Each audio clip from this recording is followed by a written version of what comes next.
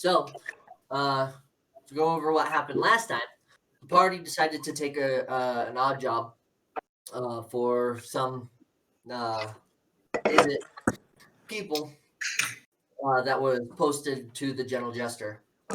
They found the original mechanism, a goblin that owns the lab, and he didn't know the direct circumstances of the situation. Decided to take you to his associate, Marai. Establishes. I don't know how to properly explain it. What's the goddamn word for contact? That's like acquaintance. Here we go. A former acquaintance of Bablish's, who still harbored some ill will towards him, but was told to not break the construct and to be careful of alarm systems, and basically was told to go fuck themselves while they did this in not so elegant a way. The party started at the basement, fought some methods and galvanic ice weirds, moved up to the second floor where they fought a blister coil weird, where Bablish got bounced like a basketball, but the party quickly dispatched them. Upon continuing up, they found the construct emerge from whatever resting position it was as they entered the large sphere of the entire lab. You watched as it hollow out metallic frame filled with electrical energy, and these wing-like apparatus spread from its body. Its face almost a metallic, doll-like image, with energy pulsating from it. As you guys enter into the chamber, Bablish and Drazhan understand what it says. The rest of you just hear this weird metallic guttural noise. Where the Biscoil spoke, it had this burbling. This one has more of that electric energy through it. As it kind of sits there floating in its large frame, looks at you coming up, speaks. Release me. I am meant for greater things, not for servitude. Oh. You guys, what are you guys doing? I didn't understand what it said, right? No. It just this buzzing electrical noise. But Drazhan and Bablish heard it. And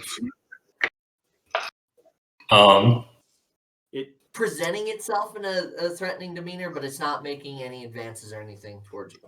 And we haven't rolled initiative, so that's good. No, Yeah. You watch as electrical energy from it's like kind of like Genie-esque funnel, where it's connecting to the ground and kind of whatever loose sparks coming off of it kind of grab and glide up or down. But what are you guys doing?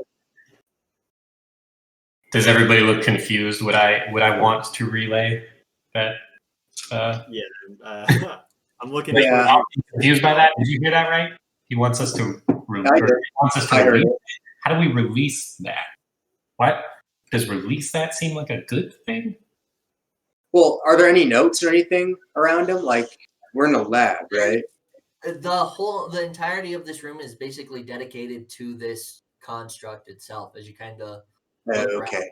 to be any research notes would have been down below. Okay. I'll lean over to you guys and be like, I don't really care what we do. I just want to make sure we get paid. And you were paid to disable the construct. Right. I guess releasing it would technically disable it, right? Theory or it activates it. Yeah, or it beats the shit out of us. I don't really know. Yeah, that would suck. Like, we inadvertently make it stronger. It just destroys us. But the thing is, we have to do. Talking to yourselves, the thing kind of glides up a little closer. It's like, I am not to be ignored. I'll look at him. Do you speak? Yeah, just 1 minute. And mutters and babblish and draws on you understand is like, what are you saying? Okay, why do you want to be released? What's happening? I am a greater being. Though I am a construct, I am not some mindless fool. I do not want to live a life of servitude. I respect that. Okay. If we Have you release considered- you, Have you considered working with your creators? Right. What work? They assembled me and expect me to carry boxes, weld pieces of metal together. I have no life outside of this dome. Does it look like it was designed to carry boxes and weld metal, or is it Ooh, lying? it is. It is. Is it It's- lying or doesn't know what it's? So as you're looking at this thing, you can see the wings itself, though it's more so like an aesthetic piece to that part.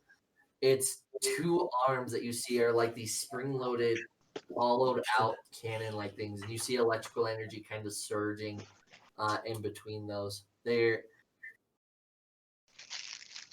I'll assume Bablish relayed that to us. 'cause yeah, it's yeah, it does look you like said it looked like a handyman, right? you know that this is a flux charger. You know from previous experience they are typically smarter than typical weirds. They are in some cases headstrong, but they're more stable in the fact that they won't like expand or explode. But they're kind of a pain in the ass. Love it. Great. I think it's lying to us. Bab. What was that? I think it's lying to us. I mean, it's got wings. It's not meant to carry boxes if it's got wings. Yeah, 10 feet this way. I don't know. Do you trust it? Well, to be honest with you, no. Like we could ask it to turn itself off, but I don't see that happening. How good at lying are you, Bablish? As I'm really good at lying. you look and you can see there's dents in the hole to the stairwell, as if this thing was trying to make an opening of some sort. Oh, it's too big to go down the stairs. Yeah. And there's no other doors or windows up here. Make a perception check. 5. There's no doors, no windows, and there's a lot of metal that's kind of put together, so you don't know if it's a hatch or anything. There's a lot kind of going on in this room. Well, Bablish can't understand me, so I'm just gonna say this. I'll be like, I'll just give it the like, hold on, we're discussing, and then I'll look at Bablish and be like, try to convince it that we'll smuggle it out if it turns itself off or something. Because I don't think I'd be able to even communicate with it. Yeah. Yeah, it's worth it. It doesn't look like it was supposed to leave this room to help with boxes. Exactly.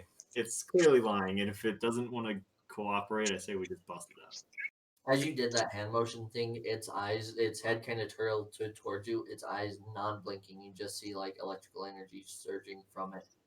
It's very intimidating in its stance and such like that. Like this is a construct that was made to look humanoid, but it's just got that. It looks creepy as all fuck.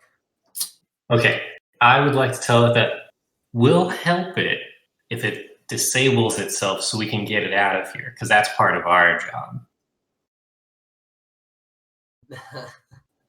Make a deception check. You bet your ass. Yeah. Swear to God, Tablet, you messed us up. Oh. Yeah.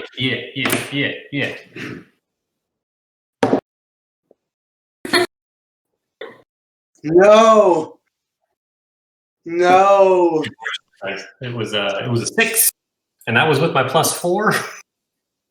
Oh gosh. It was a 6 with a Oh plus. wait, it's an 8 because of my proficiency as well.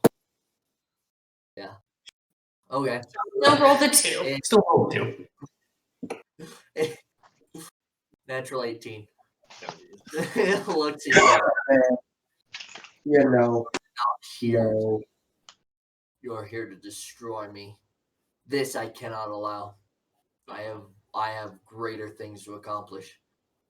You will die here. I need everybody to roll initiative. Ooh. Yeah. Sit up. Hey man, Fails. I was getting a +6 to that. It could have gone great. If it is. 'Cause he's Number 2, my dude. I got an 18. God damn it. I'm just gonna take this one away. Curse for the night. 25 to 20. 24. Absolute highest I can roll. Beat it by 1. Jesus Christ. It's bad. Yeah. Rolled a natural 19 plus 4. Oh, this is just as fast as me. 20 to 15. 18. 15 to 10. 13. 12. 10. All right. Hey. We didn't do too bad. I'm off to a good start, So, man. Rory, Coilat, and then Bablish, right? Yep. Yeah.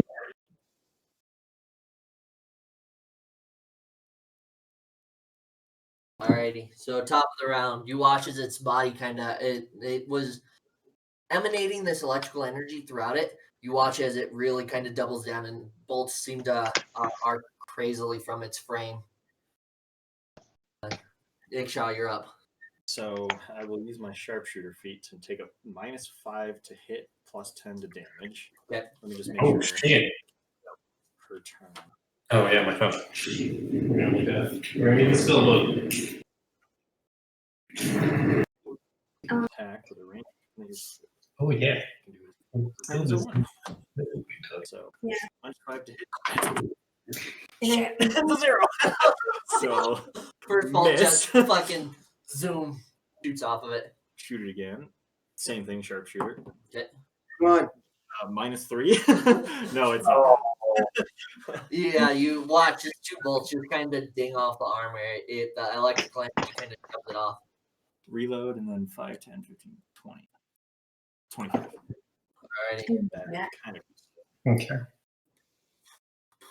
It is going to fire. No. Something I feel close though.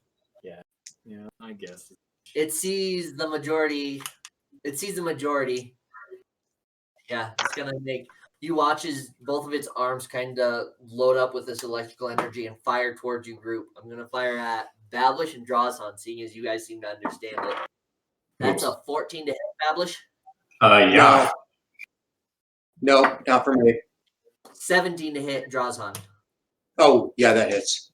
Yeah, so okay. Wait. Hold on. Wait. Yes. So 14 doesn't hit, right, Bablish? No, that hits. That hits? Yeah. Okay. My armor class is 11. I just rolled a 2 and a 3 in a row. Christ. Yeah. Okay, so Bablish, you Holy take shit.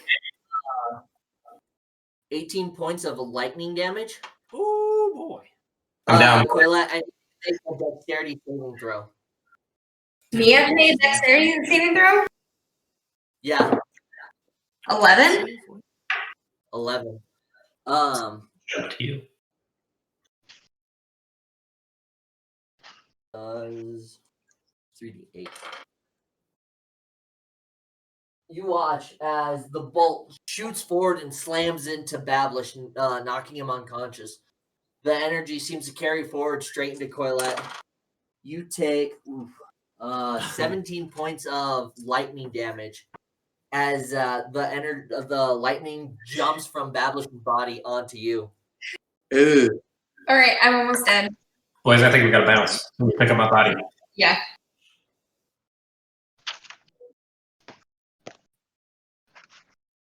All right, and then Drawson, Yes. you take 24 points of lightning damage as the other bolt comes and shoots at you. Ooh, I'm almost dead. Mouths agape, like, oh shit. Chigore, I need you to make a dexterity saving throw. 21. Okay. Ooh. All right. Looks like it's you and me, Trigori. Yeah. You I'm still alive. you're still alive, but How are you Yeah. still alive? I have 28, like, max. Jesus. Yeah. Ikshai, you watch Shigori and Ikshai, you watch as these two just giant balls of electrical energy fire forward from its frame. You watch it kind of recoil and a little bit. You hear like the arms kind of burst a little bit under the built up pressure. But Shigori, you watch the electrical energy slams into Drawson and try to arc towards you. You duck out of the way, feeling like your hairs stand up in the path of electrical energy. It is going to, yeah, it just has it paying right there because fuck that. Drawson, you're up. Am I near You're within 5 feet, yeah.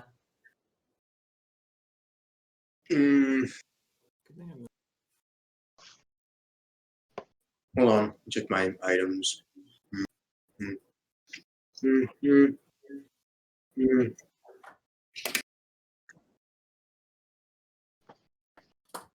My God. Oh,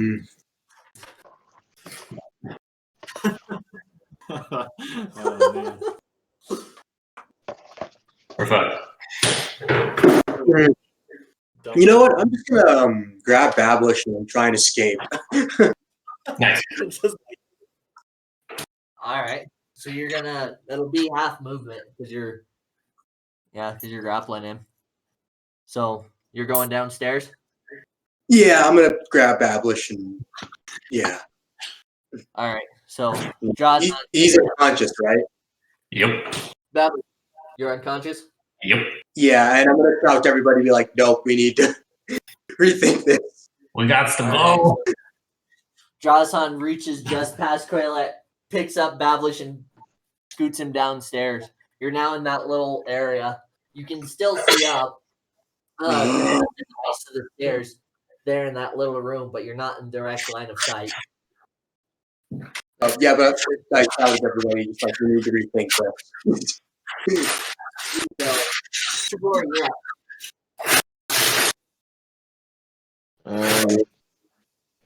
I believe Coilette's in front of me. Yep. What? I like in turn order. She rolled a 13, I rolled a 12, I believe. Oh, okay, then I got that wrong. Sorry. Oh, my go? Oh, I'm bailing. I'm about to die, so I'm bailing. All right. All right, so you run down. Are you just staying in that little room, or are you running down to the second floor? Let's just stay in that little room for now. Okay, you kind of press your. Yeah, he's unconscious, so Oh, and then actually while I'm there, let's do Cure Wounds on Bablish. Alrighty. So you rush down, grab onto Bablish, heal him up some. All right, I think is it 1d6? 1d8. 1d8. Okay. Okay.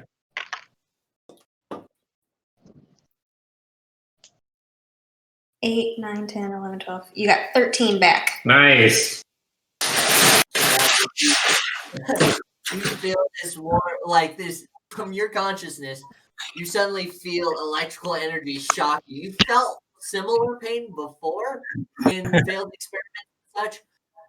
To blackout unconsciousness, suddenly this nice warm feeling as you wake up and see Corlette kind of over you with yellow energy protruding from her hands into your body.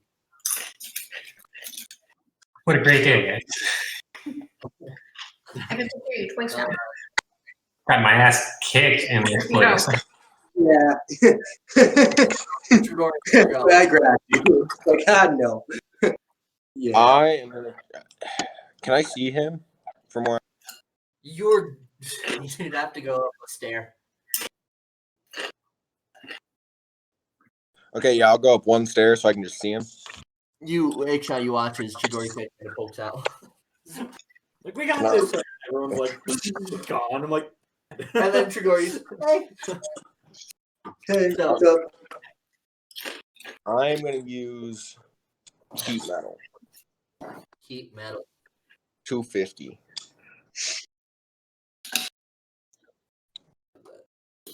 Okay. Yeah. So,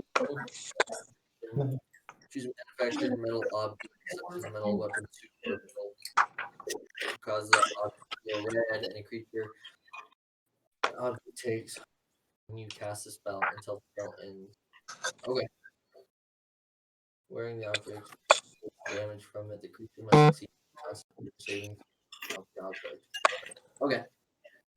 So go ahead and roll your damage. Damn.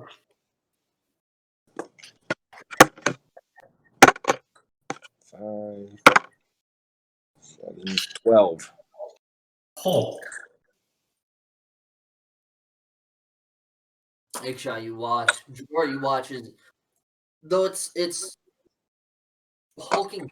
Its chest cavity is pretty hollow. You watch as a dull orange glow start to appear on its back and encase the body as it seems to wrap around. It looks disgruntled, but it's still going. Cool. That's about it. Stay right there then. Yeah, I'll give him two objects. Try to fight. Okay. Bablish, you're no longer dying, so what would you like to do? That's a good question. also in a all of a sudden. Yeah, What was that? you're in a different room. As you open your eyes, you notice you're no longer in the large chamber facing the construct, but instead the chamber you just were previously in, with the stairs to your left. That's good. At least I didn't die horrifically yet. So you're going up. I am gonna go up next. Yeah, I'm gonna go up next to Chidori. Can I make that? It'll be all your movement because it'll be half your movement to get up because you are prone, and then get it up the stairs will get you just next to him. Perfect. I can't try and convince this thing again, huh? Not in combat. Try. I can try. That'll be your action though. Okay, let's try it. I want to tell it that we are not here to destroy it. And then, we'll help it get out if it stops trying to kill us. Make a deception check.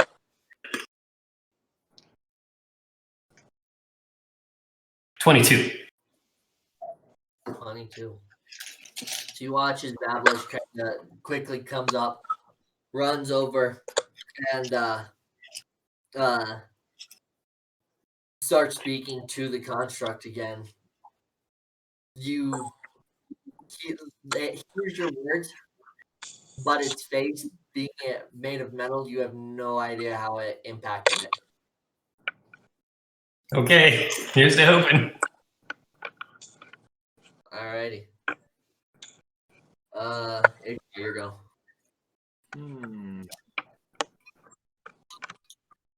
I'll just start moving towards the stairs. 5, 10, 25, 30, 35. And then I'll hold my action to shoot it once if it does anything hostile towards us, or moves towards us aggressively, or doesn't shut down, basically, Okay. or raises its hand to attack, or whatever.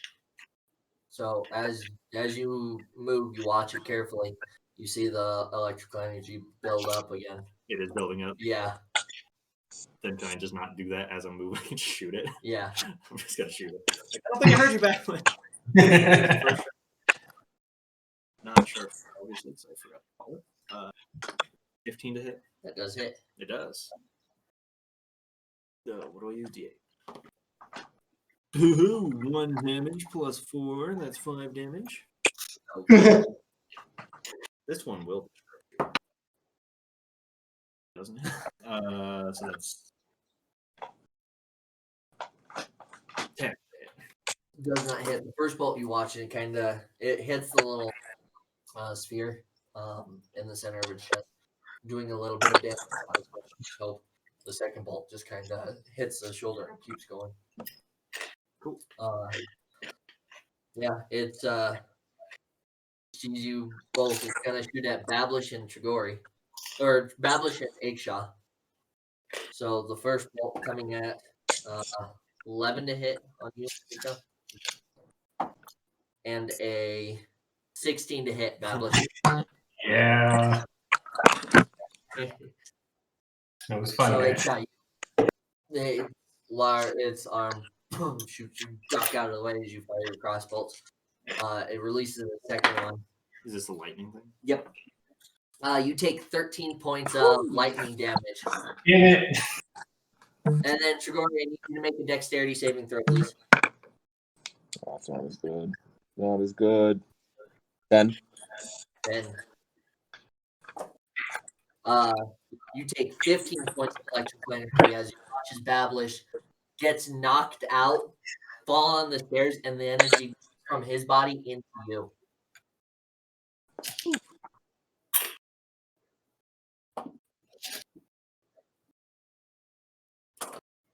Jesus. So, Bablish, you're now prone again. Yep. Jocelyn, you're now. You watched as Bablish run up, say to this, and talk to the contract again of like, we're gonna help you, and then immediately electrical energy knocked him out again. What are you doing? I'm going to use my last potion of small healing because I'm at 1 HP. Okay, so that's 2d4 plus 2. Jesus. What? That's 2d4 plus 2. Okay. 1 and 2. So 5. I gain 5. Not shabby, but against this guy, it means nothing. Hey, Dustin, did it roll a Constitution saving throw? Oh, thank you for reminding me. Did you guys use your temporary hit points? Oh yeah, I Yeah. moved past it a long time ago. Yep. Flew right through that. Yeah. Do I have to do that at the start of the round? When you pass this until the spell ends, you can use a bonus action to cause this damage again. Only Is it like object. Oh, I guess because it's actually made of. That's the thing. I mean, I don't know if he can. He can't drop the object, so he can try to make a Constitution saving throw, but he can't drop it.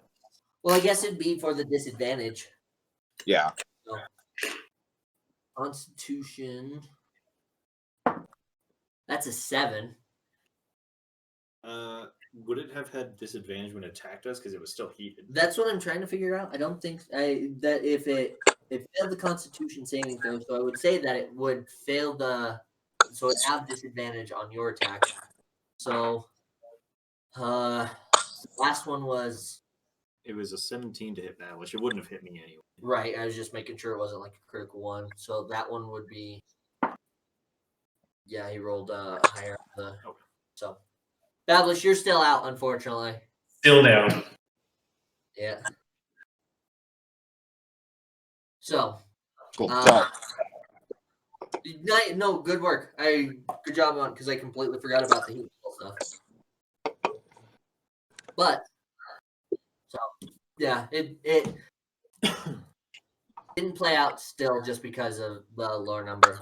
Yeah, I rolled a natural 19 on the second roll for that. Yeah. But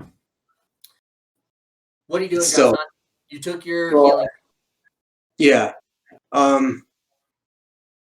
Bablish is unconscious again. On the stairs. Yep. Drag him into the room with me. You'll Or is that an get- act? I mean, he should only be 15 feet from where Bablish because he moved at half speed down there. Yep. So yeah, I guess he would be. Yep. You thought you gave yourself a little bit of comfortable space last time you pulled Bablish down. You are now just where the top of the floor and the stairs kind of meet right now with Bablish. Damn. So, but He you just points down. It's like, so, but you pulled him down the stairs a little further. God. God damn. was there a room here? Yeah, Oh, it's not like it's one of those bar ones where it's you can see people kind of coming up, not very decorative. cool. But that's your turn, Corlett. You're up. All right. What I'm gonna do. So from the entrance of the door, how far is he away? From the stairs or the Yeah, just from like if I was in line of shot of him, how far is he from me? Like if I were to go back into the about 35 if you get right next to Chigori. perfect. All right, I'm gonna go there. I'm gonna turn into a giant spider, and then as my bonus action, I'm gonna shoot a web. Okay. Jazhan, you watch as Krelek dashing past you, extremities kind of protruding from her body and it condensing down into a large spider. Chigori, you watch as suddenly 4 arms kind of creep up. This fanged beast with 8 eyes looks over the thing and you're like, oh, fuck! At the construct. So what do I need to do for the web? So it says that it's a +5 to hit, range 30 to 60 feet, 1 creature. The target is restrained by webbing. As an action, the restrained target can make a DC 12 strength checks, bursting the web on the success. The web can be attacked and destroyed. The web itself has an AC of 10. So I have to first see if it hits. You said it had 30 to 60 range? Yeah, it has 30 to 60. So anything past that first number is at disadvantage. Yeah. Okay. Well, I got a 10 anyway, so I don't think it hits. Yeah. What for AC? Yeah, does it hit him? I don't Target. think so. No, 10 does not hit. Okay, that's what I thought. Chinese- You watch as you shoot the web at this large entity, and it the electrical energy that it protrudes from its body kind of seemed to almost stop the web from connecting any physical aspect of it. Bonus action, or bonus action. Yeah, movement. That's your turn. Chigori, what are you doing? 18 foot field.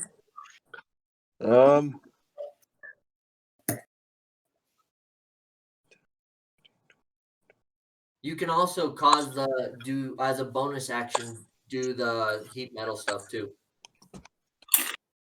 Yeah. If I do that, I'm dead. 1 sec. Let me look at one of my spells. Make a concentration check for me. Oh, I don't know what that is. Roll a 20. Add your Constitution modifier. You have to be a 15. Oh, that's. Or what was the damage that on you? I got a natural 17. So. You rolled a 17. Yeah, +2 would be 19. Okay, I then think you had, if you're proficient in saving throws and Constitution, you had that. So either way, you beat it. Yeah. So you maintain the concentration on heat metal. Can I cast another spell? As long as it's not concentration. Well, you can cast whatever spell, but concentration spells will drop heat metal. We'll drop the first one. Okay, cool. That's what I thought. Oh man, I have advantage on deception. On wisdom saving throws. Not saving you throws. do? Yeah. It wouldn't have done anything. No, not this, but like Okay, because you rolled down a the 2. road. I swear I have that. Yeah, because I thought you were very And sneaky. I'm deafened, and to start throwing stuff. It's like, haha, it's a ring toss. Yeah. Let's see if you're stunned. Yeah. Oh, Like, little tools that those shitty magic cards. Like spin it one time, if it lands on a card, it destroys it. All the goddamn Annie cards or whatever. Yeah, The uncards, yeah. I was reading those. They really made those. Oh yeah. So what are you doing, Dragori? It can't understand us, right? What language is it speaking? I don't Draconic. know. Yeah. That's fine. I will. Oh, I'm dead. I'm so dead. I will get up, form 15 feet away from it. Oh, Chat. Oh, I see what you're doing. 10, 15, 20, 25, 30. so stressed. You'll be short. 15. It'll just be on the outskirts of 15 feet. Yeah. You could get up close to it if you wanted to. Like a dash? That seems stressful. Yeah, but I need my action. Okay, never mind. I'll go back. I will just do cure wounds on myself. Okay. I will step 5 feet forward though, so next round, if it doesn't move, I can maybe kill it. 8. It's killing us. That's close. You did watch as it did the shooting things again. There were large popping noises in the mechanisms themselves. It seems to have. There seems to be some side effect using that electrical attack. And then I will. So I healed myself 6, which isn't great. And then I will use my bonus action to use heat metal again. All right, so roll the damage. 8. 11. And then All right, does he have to make another Constitution saving throw since it damaged him again? It will on its turn. I didn't know I didn't know how that part worked. Yeah, but swearing to think so. It's now for the advantage or Yeah. attack as it is composed of metal. Nope. So you watch as Dragori puts one hand on his chest. Yellow energy seems to seep into it. And another one points out, and you watch the metal around his body seems to encase, spread from the back up the neck guard and across its chest. It seems to be very hurt. Bablish, need to make a death saving throw, please. 16. You succeed. Alrighty, Big Shot, you're up. I see everyone coming back up, so I'm just trying to 5, 10. Trying to gauge the crowd, I see. Yeah, I'm just gonna get between me or it and everybody and just hope it attacks me. Cause I'm fine. I'm still got 34 hit. Shoot it again. Yeah. Nope, Nope, does not ten. hit. Why? That's 6. That hits. That's It doesn't matter. dead. Yeah. How do you want to do this? The first shot will aim Oh! for the arm. Second shot will just be like do the same thing, shoot in the arm cannon. Okay. So the first shot just kind of ricochets off of it. The second shot seems to go straight into the barrel. The thing kind of recoils and goes to shoot this electrical blast at you, and watches it like the mechanism seems to, and it looks at its arm. It's at least not changing. Electrical energy kind of spouting more erratically. You watch his arm go. Giant bulges start to it appear. Bolts seem to shoot past, and then finally just like displacing the internal mechanism, jostling the head, and it kind of crumbles to pieces. Nice. Yeah, I feel it. Yeah. Corey, Coilette, and Ikshah, you watch as these pieces like hit ceiling, clatter, and such like that. You watch the faceplate kind of spin up the ground, face up. Electrical energy seems to disperse through the room, finding their way into like different lightning rods that are within the room and such. But construct seems to be taken care of. Can I pull whatever? I'm assuming that bolt on. Can I just like pull out the bits and like in my bag? It's just so it's no evidence that I That you Shot blew it. it up. Yeah, yeah. Make an investigation check. Oh, natural You find all your weapons, you do it in a way to where it doesn't make it look like you had any real involvement with the contraption. Cool. I fired 1, 2, 3, 4, 5, 6. How many would I recover? I fired 6. I'd say 4, 5. Yeah, 5. Okay. Just making sure. So I wasn't counting, but that was my last bolt that I fired. That was That's that awesome. would have been tink. But the construct has been taken care of. What are you guys doing now? Well, Alex is still unconscious at the base of the stairs. oh, jeez. Yeah, we need to. giant or It's about chest size. pretty big. Yeah. I'll use a cure wounds on Bablish. Thank you. As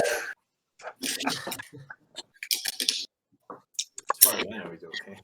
Yeah. I thought he just went up the stairs like, don't do that. It's like, You watch electrical energy, and then Bablish's head wasn't, or spider face seemed to appear where Bablish was. So you're like, well, it's got this. Bablish is probably just hiding underneath the corner. Unfortunately, it's only 5, but it's Yeah, that's fine. It's better than dead. So Bablish, you wake up once again on the steps. You realize it didn't work. What did he roll? How did he roll higher than me? You had to beat a DC 25. Oh, damn it. It was one off. Yeah, you tried, and it was like, no, fuck off. Oh, jeez. So Well, I'm gonna stay my spider form until we leave because I was real psyched to use my spider. I don't know if he can get down the stairs as a giant spider. Watch me, bitch. spider on the stairs. You're like, that didn't work, and then see a giant spider. Like, oh, cool. I think that's the 4th time I've been downed in this building. Showing you my love. Or okay, What shit. Let's go inspect the room. Let's see what we got here. Yeah. Make an investigation check. I don't see shit. It's a 5. You're right. Oh no. Though you're not, you have some idea of what some of these contraptions are within the room. You have, it's the science behind weird and construction concept is completely different from storms and lightning. So you have no idea what exactly these particular devices are for. All right. And you do notice that there is some bludgeoning on some ports and such that seem to be locked in place. This construct, having lacking fingers, could only resort to beating shit open. It seemed like this dome was very well constructed to kind of maintain something that wasn't ready to be let loose was let loose. All right. Well, so what are we gonna tell him? yeah, I'll just say I killed it on accident, actually. I didn't want to actually kill it.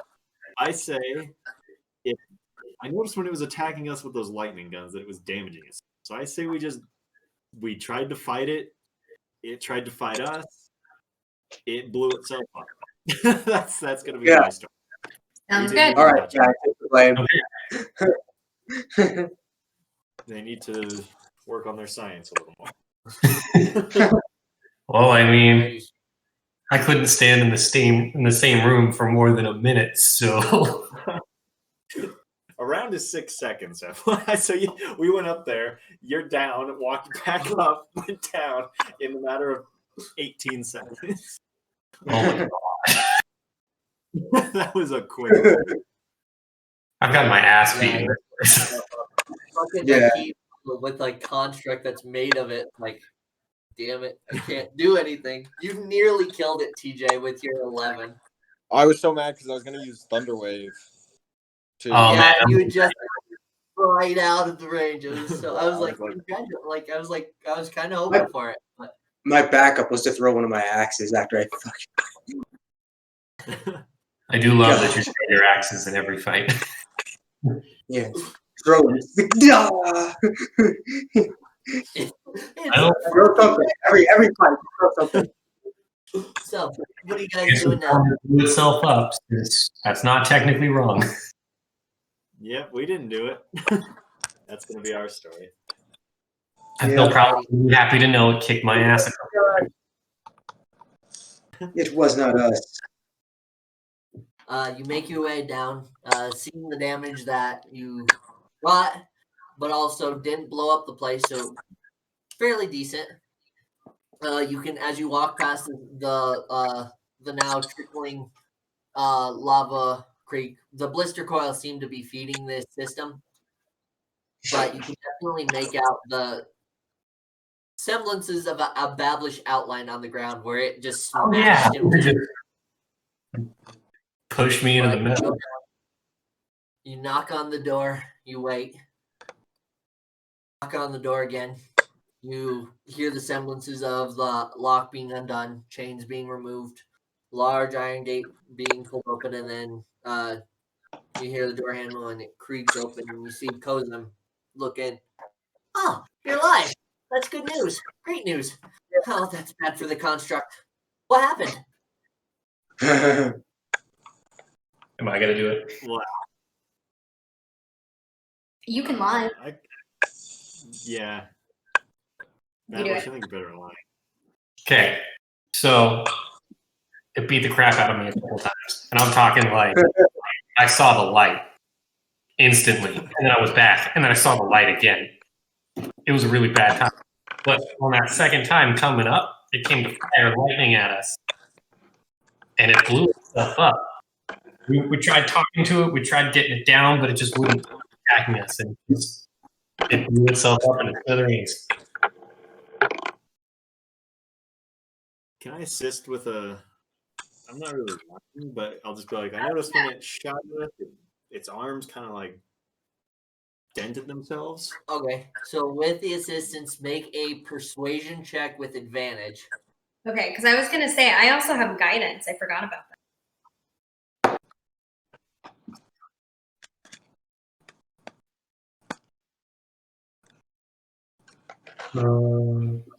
Where's persuasion? Okay, so that's a +3. But I'm not. That's just +3. 16. Kozum kind of, as you're telling this story, was like, wow. And with Eggshaw kind of being like, watching it explode, he's like, yeah, there was some concerns from the report I read. There were some concerns about the arms being able to handle the blast energy that it was protruding. But you guys, though it nearly cost you, you were able to deal with that.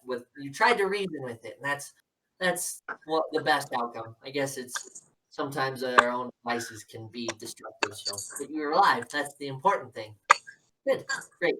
Let's see. Against everything's best intentions, we are in fact alive. Yeah. Security system seems to pay you no mind either.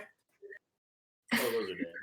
Oh, those are definitely dead. Says that, and you see like you can see the goblin who has a smooth head, just kind of wrinkles keep kind of like building up on his forehead as he just kind of is like thinking about all the money he just lost in the weirds, the methods, the construct. Like, oh yeah, those are dead.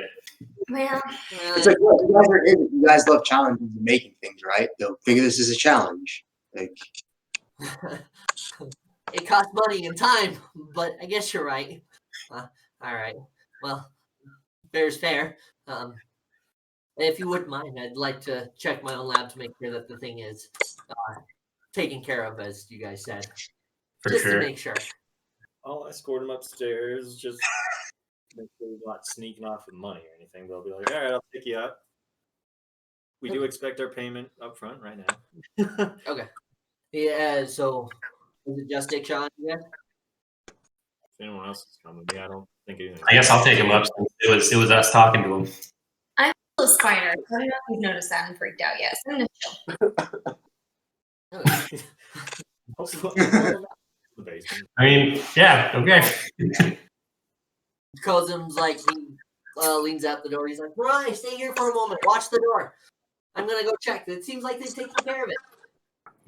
And he shuffles in. And he's haphazard coming into this place. He's kind of taking steps, cautiously looking. He sees the flooded basement, and he's like, that's not a big deal. He sees like the little bit of spillage from the blister coil from as it fell, kind of leaving a few traces here and there. You can see the chunks of galvanic ice weirds kind of exploded here and there. And it's like, oh, and his eyes are just kind of like just stressed the fuck out. As I'm following, I was like, we failed to mention it was in the tower, so we had to look everywhere. Of course, we got attacked by everything that you didn't tell us how to disable. So. It's right. Fuck, whatever. I'll deal with that in time. You guys try down up and goes over and climbs the stairs, like very cautiously peeks over, like just making sure that the thing's not like gonna assemble or anything on its own. Kind of watches you guys kind of go over to its pieces. It shot and quite even kicks to the face. He's like, kind of rushes over, grabs it, looks at it, and then starts kind of collecting a few pieces, looks at it, disheartened that this construct that he's put. You can tell that this was kind of his baby, even though he's the owner of this lab.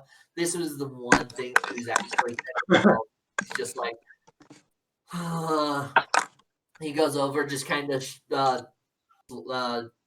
carefully sets pieces down on one of the at the base of where the construct once stood. And it's like, well, you did it. You did what you needed to do. It exploded, I guess. All right, I'm satisfied. This is good. This is good data. And he starts to kind of think about it for a moment, and he, like, whatever hesitations he had before, he's like, fuck it. He's now in his own headspace, seeing the place is basically good, and he's like, all right. Starts to go down. I'd like to lean over to Iksha and be like, do we tell him about the dead guy in the basement?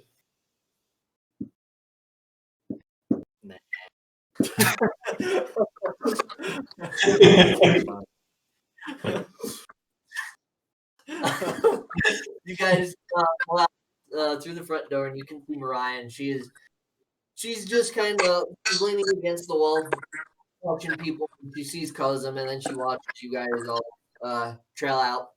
Kozum turns around and is like, you guys come out, and you can see the lab is kept really fucking dark. There is hardly any windows, and so coming out, it's daylight, and you're just like, oh, my eyes.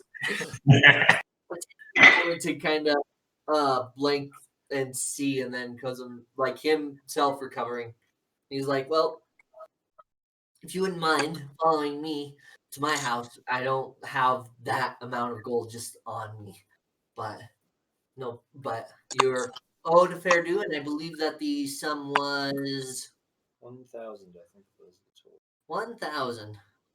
Oh. Yes. Okay.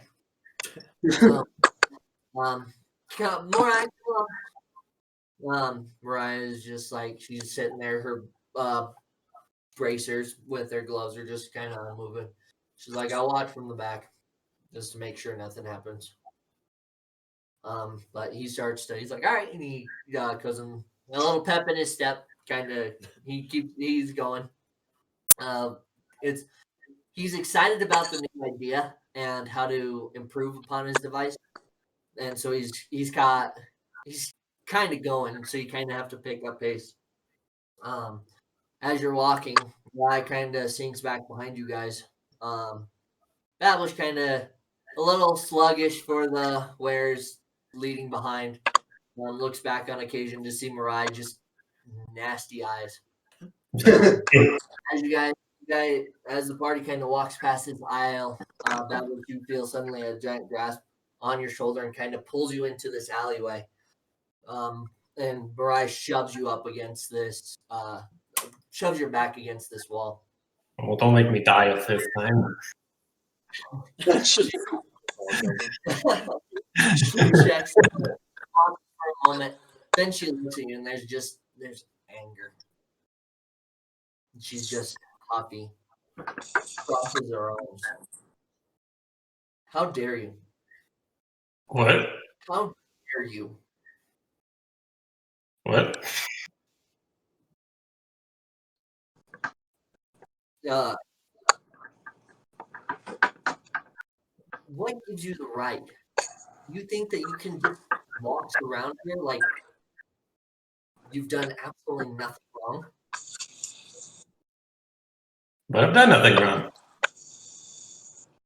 Oh, really? So you can tell she is frustrated. And it takes you a moment, even with the dogginess, you're like, oh. When you guys were together, you know Mariah she wasn't like typical Valdakin, kind of had that intelligent uh objectivity to things. She was a little bit more emotional. Well, she was more of a scrapper, and that was part of the charm, her allure. And so, but there were times when you could tell when you were pissed off. This is beyond what you've seen before. She is hurt.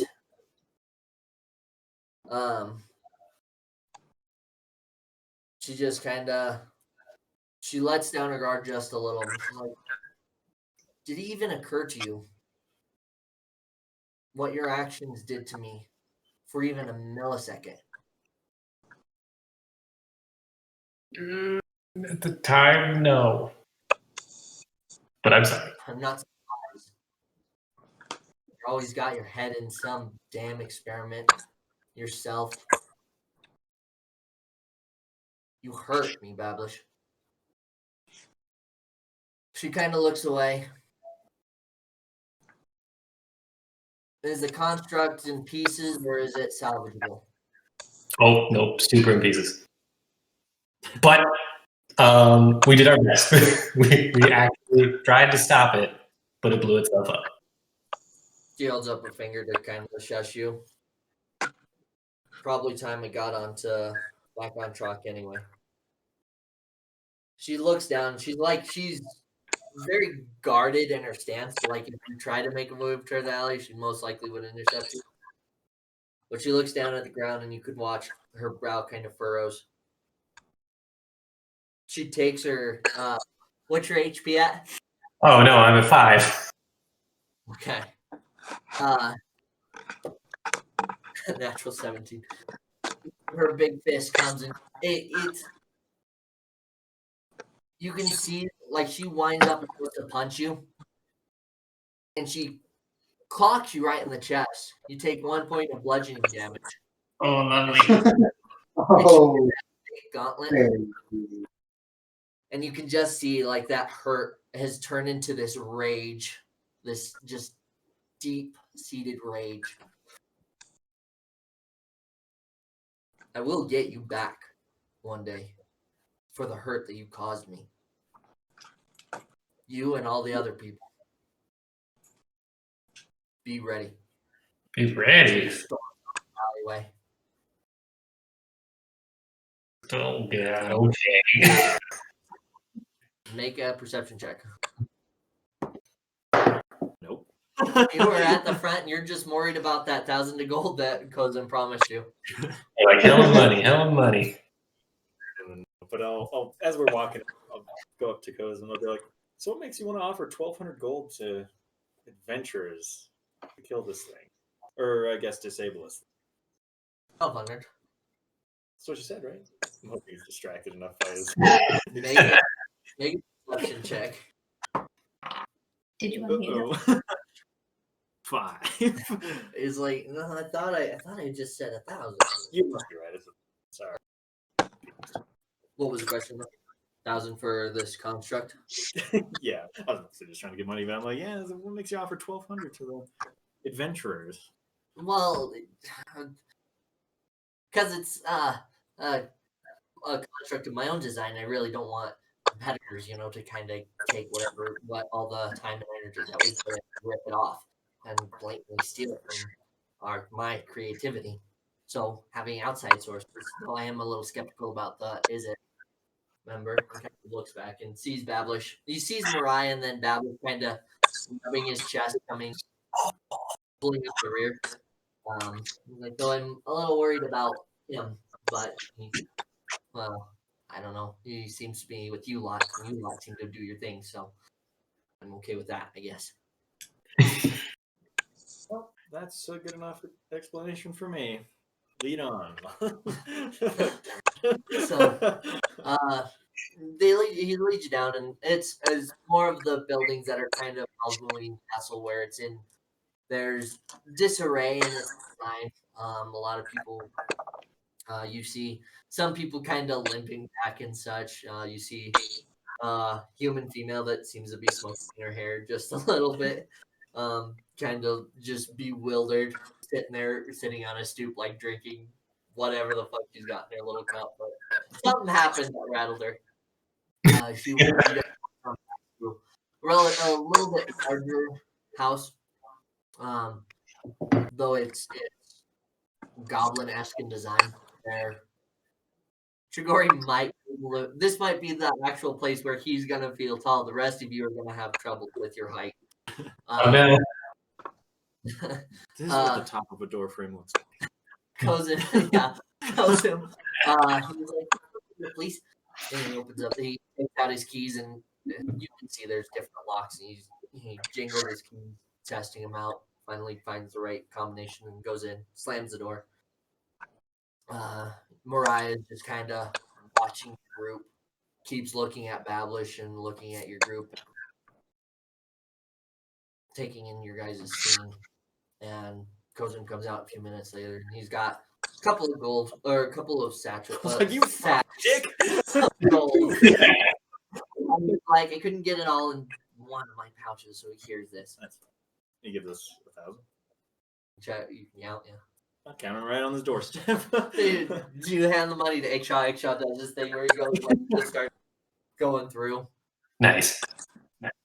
As he's do that, Kozum just kind of messing with his fingers, like, it's all there. And Ikshah, just without a word, just kind of presses him as he continues to count. Like, you gotta let him count. It's the thing. I'll let him count. Yeah. I'll hand each of you. You each get 200 gold. Ooh. Okay. Sweet. Gypped him out of 200. So. But Kozum's like, well, now with that complete, we can get back to creating our weirds again. It's good. So, I hope you guys have a wonderful day. Mariah, we got work to do. Mariah's like, I quit. I'm out. No. You can see Kozum just like, he's like, I'm done. Goes into his house, slams the door hard, and you hear a couple of ching, ching, ching, ching. And Mariah's, she is fucked off. She is concluded. She wants nothing to do with you anymore. She goes down the street, turns down an alleyway, and disappears. And you guys are now sitting outside Kozum's house. Well, should we get a carriage and head back to Gentle Jester? Yep, because I need to rest. Or I'm going to die. Yeah. I'm currently at 3 hit points, so Yeah, I'm at 7. So I'm at 34. I don't know what happened to you guys. We well, got a fight. Plus yeah, it was likely. What the hell? good. So, alrighty. So you guys flag down a carriage. I'll pay for it since everyone's out. All right, 5 gold. Jesus. It's a lizard, a Vishino lizard folk that's got these goggles, kind of a wild tongue, and it's got this almost mechanical like horse contraption. But you pay it 5 gold. Baka's it, and it takes you about an hour and a half to go from Blister Coils to the General Jester. The construct looks clanky as all fuck, but it's got some get up, and you watch Yoshino just kind of navigates. It's a little scary to ride this particular carriage. Yeah, you're just like, oh god, I'm gonna die, and it's not my fault. Drinking something while you're driving, you can't see what it is. You just fly. You're like, what is wrong? But you get to the General Jester. By the time you get there, it's mid-afternoon, about 2-3 o'clock. But you step down a little frazzled from your carriage ride. Some of you with hair have it blown a little more, so it was hard for Rickshaw to kind of keep a hood up constantly. So, but you get into the General Jester, and you can see Rash is serving meals. Gordy is kind of stretching at the end of the bar, but Chester isn't anywhere nearby. Ash kind of looks over, sees you guys. Like, oh, hey. Well, find a seat where you can, and you can look around. There's a few tables that's big enough for all of you to sit, but it's relatively packed and it's rowdy. Okay. I have to read our room. Yes.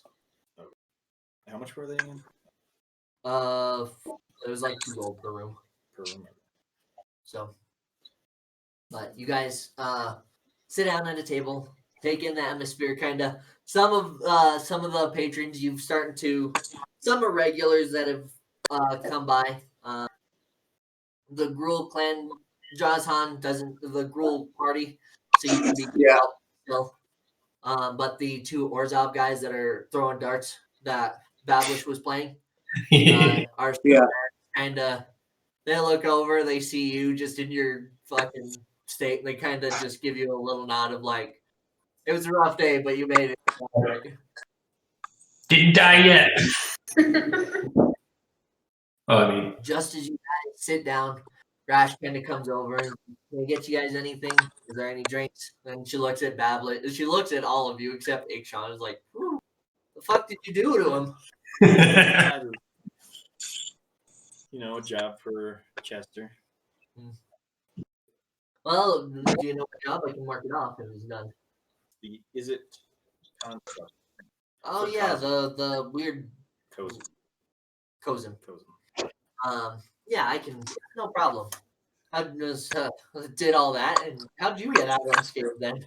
Nothing likes hitting me. I'm good at avoiding it. I am Thanks, not. you guys. You just gonna leave the light on? Yeah. Sorry.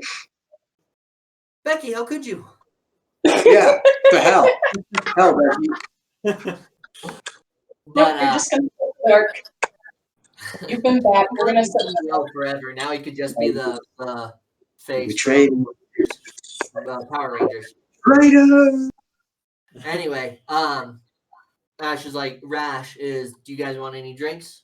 Any ale? Yes. I'll Yeah. take an ale. All right. Yeah. First round's on you. Yeah. Hell no, I'm not drinking. Uh, I'm fine. everybody who's getting a drink, it'll cost you a gold. Yeah, okay. So, but Rash collects coin, rushes over, and kind of attends to the other. As you're waiting there, this Azurius figure that you didn't notice previously that was sitting at the bar kind of gets up and makes your way towards you. It is he's a very tall, slender man, almost skeletal in frame, whereas he has got very strong cheekbones kind of protruding out. Dark, short hair that's finely combed and wearing round spectacled glasses. Chagari, you know this guy. This is Bolthir Zukavo, secretary to your dad. Mhm. As he approaches, he kind of puts his arms out. He's from his slender frame. Slender fame. voice that's kind of disproportionate. Gory, there you are. I've been looking around for you. The senator would like to see you at your earliest convenience, if possible. How's tomorrow work? I'm sure he'd like to see his son as soon as he can, but I think tomorrow is plausible. Yeah, I'd like to rest. I had a long. I'll tell him to expect you first thing in the morning. Okay. And it'll be most likely a father-son talk. Okay. With I hope you have a good night. And he kind of he has this very stoic expression on his face. He's got these deep, dark circles under his eyes. He kind of looks at all of you, stops at Drazhan, kind of sitting close to Trigori, furrows his brow a little bit. He's like, well, I will let your father know. Have a good night. Sleep well. And he makes his way. Trigori, you know that Bothir is what he likes to be called, but everybody calls him Bo. He's always worked for your father ever since you were a little kid. He's a dick. You don't like him. Yeah. Very kiss ass sort of dude when it comes to your father. And then any kind of joke or anything you've tried to trying to relate to him in there's been a lot of awkward moments of where it's just you and him, and you try to have these conversations and he's very dismissive, very short, very uninterested in what you have to say and such. But you know that he's also your dad's lapdog, so when your dad needs something, he usually sends both there to do it. How do you spell that? Boutthir,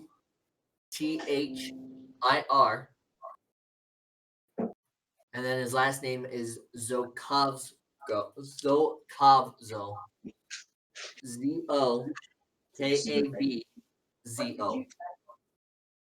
Go. So, but you like Trigori you watch as Trigori's form kind of shrinks slightly as Bothir kind of comes up and starts talking to you guys. And then Trigori just, without hardly moving his head, but watches Bothir as he exited the General Jester. Just as he leaves, Rash kind of shows up with the people who got drinks and hands them out. Is there anything else that I can get for you guys? Food, anything like that? Or are you good for the moment? Yeah, I'm good. Whatever. Actually, no food. I'd like some food, please. Whatever cheap stuff is. Cheap stuff is probably going to be the stew. It'll cost you a gold piece. If you want a heftier meal, it'll be about 5 gold. Okay, I'll do the hefty meal. 5. So you're down 5 gold. So if you want stew, it's a gold piece. If you want it's like a meat and potatoes sort of dish. Yeah. Yep, I'll do that. 5 gold. Yep, I'll do that. Okay. So Rash takes orders. She's like, that'll be right out here shortly. She goes and she zips. Gordy, you can see at the counter, he's settled back into his spot, just eyeballing, kind of chewing on whatever he's got, some cut or whatever. Minotaur? Centaur. That's right. Just chilling. Oh, by the way, did I get any renown when I did that job for Apollyon with the mansion? You don't know. You don't know if that was specific to Guild or just because of Apollyon.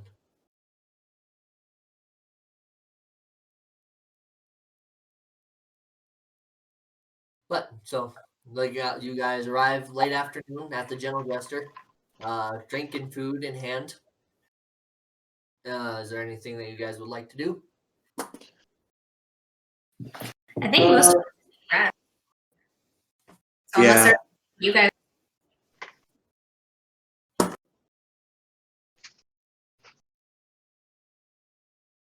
Yeah, I think just rest. Yeah, just get a room. Got a Alrighty. long day tomorrow, it seems like. So you settle down for the evening.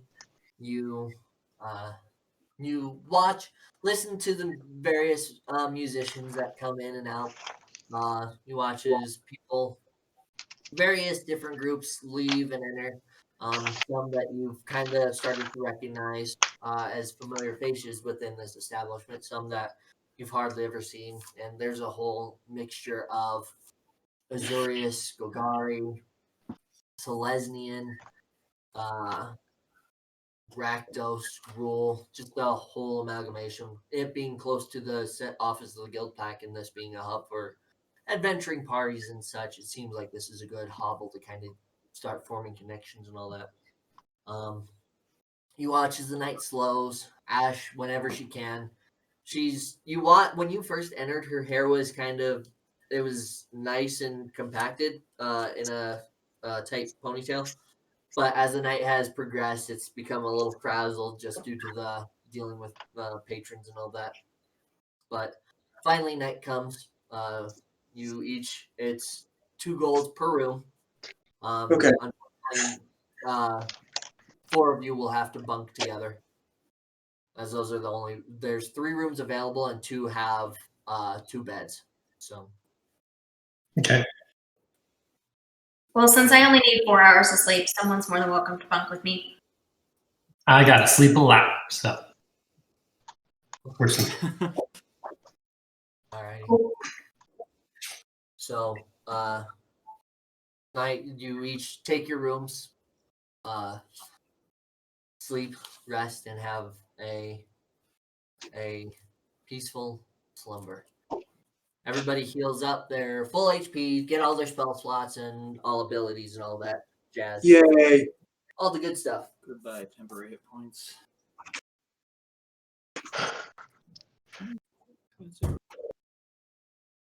Shigori, you get a long night's rest. However, your sleep is a little bit. You couldn't get the thought of Bo being at the General Jester waiting for you and what the implications of that mean. So you sleep, but you wake up every few hours, have that thought, and then you're like, whatever, go back to sleep. And that kind of happens repeatedly throughout the night. Till finally, just before sunrise, you say, fuck it, get up and start making your way. And you purposely walk, staying on the main streets, and you can watch as people kind of start to begin their day. You see vendors kind of setting up shops, carts hauling meats and fish and vegetables coming in and out, various construction starting to begin, and other things giving you that time. Finally, you arrive to New Prov, where you know that your dad is, where his office is. You go into the familiar building that you visited thousands of times before when you were growing up. You make your way to the elevator system that's there, and you see a few interns that are frazzled, some that are well dressed and have like a stack of papers and briefcases and such like that. You see a few familiar senators and office workers that you've had like pleasant conversations in passing as you enter this. Some still groggy, some not even haven't even gone to sleep from the night before. But you get into this elevator and it makes its stops, lets people off and on, right up until you finally reach your father's floor. You go left down the hallway and talk with the secretary in that particular section. Notice you and kind of waves you through. And you go down another separate hallway, kind of more secluded in a way. Your father isn't like absolutely renowned. That doesn't have the greatest renowned, right, of Isperia that's the like Asperia, the guild leader of the Azorius, but he's definitely his years of work as a senator have definitely shown, and he's got a relatively moderate, a decent sized office space to allow him to do. As you make your way, you see both there. Both are just standing there quietly, not even saying anything. As you approach, he kind of leans over, grabs the door, and opens up as you go inside. As you enter the office, familiar sight where you see large windows kind of outlining your father's frame, who's sitting at his desk, kind of scribbling away. You see it's a large, dark oak chest with it's beautifully carved through druid craft and such like that. He's got his name on a little triangle with the Azuria signet as banners kind of on the ceiling. That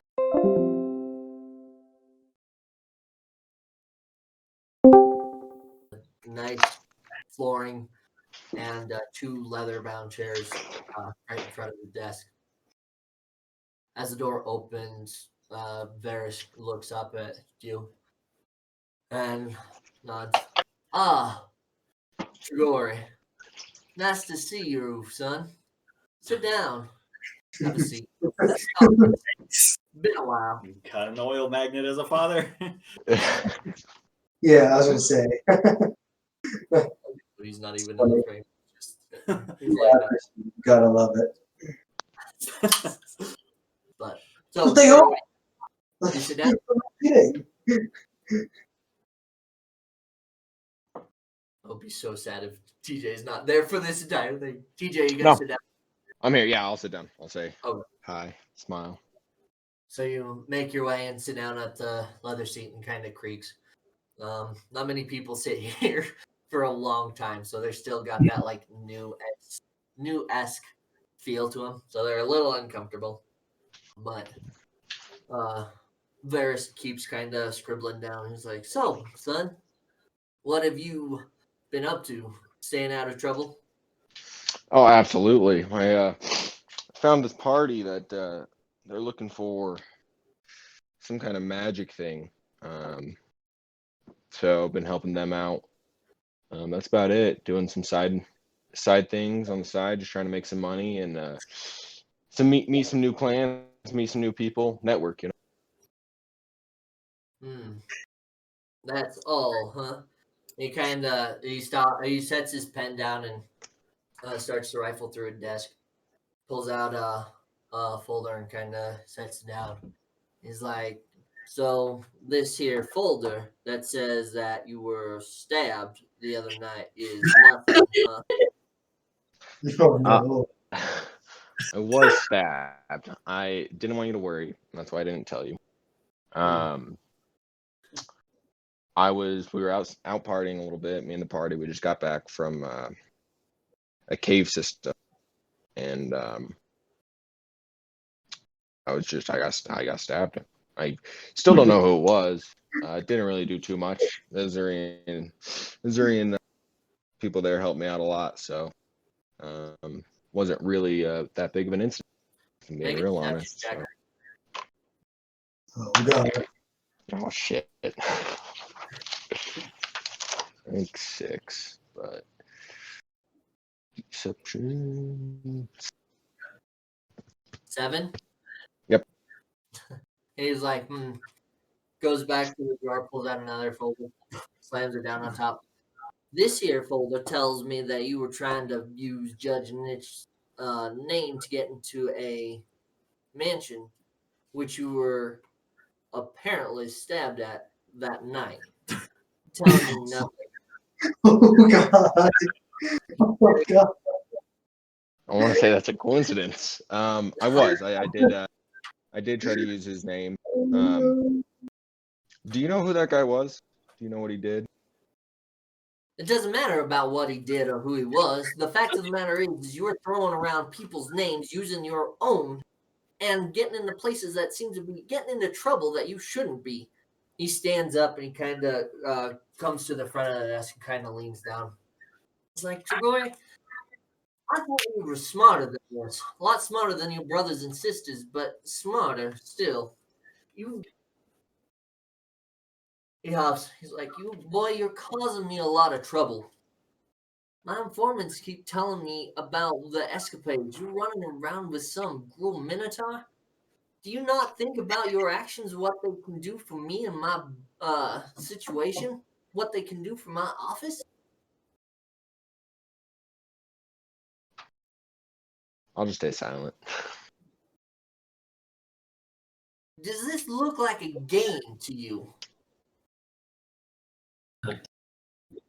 Boy, How? I've put in a lot of work, and keeping you out of trouble is a lot more, causing me a lot of headache that medicine cannot help. I am trying to do work also, though. That's the thing. I understand that I'm trying to keep you out of this, but how do you expect me to progress in my guild if I don't know anything about? I have been hidden away in the Azurian guild. That's all I know. That's all I've ever known.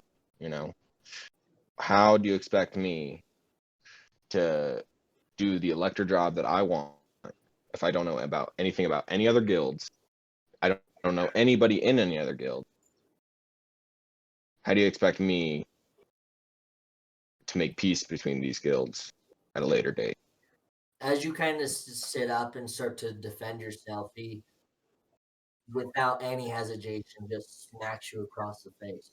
Huh. Oh, It Ooh. stings. Do not talk back to me, boy.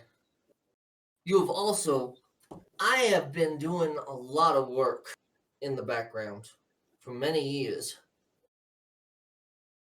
And recently, an associate of mine, of which I was heavily working towards, tells me they don't want to communicate because you decided to invite yourself to an event that you were not invited to. This irritates me, boy. I have been a gardener of machinations you could not possibly imagine, and you come trouncing through my garden. Now I understand you want to follow in your father's footsteps and be a fellow politician, getting to understand the guilds and whatnot. Truth of the matter is, they don't matter. It's about the people in these offices. If you want to get to know the guilds, you talk about the people in these offices and what they do. Now I've been covering up quite a bit. Could you imagine what Judge Nitt would have done had he heard you used his name to try and get into a place with a counterfeit, a terrible counterfeit at that, of his signature?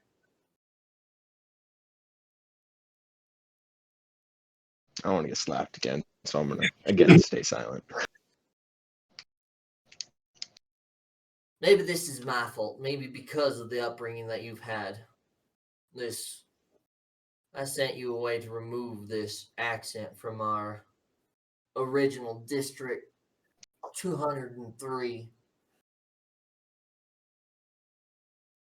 But this is how you repay me? I have tried to give you a life of luxury, give you an education, and I removed that accent to try and separate, to make you more acclimated to this environment.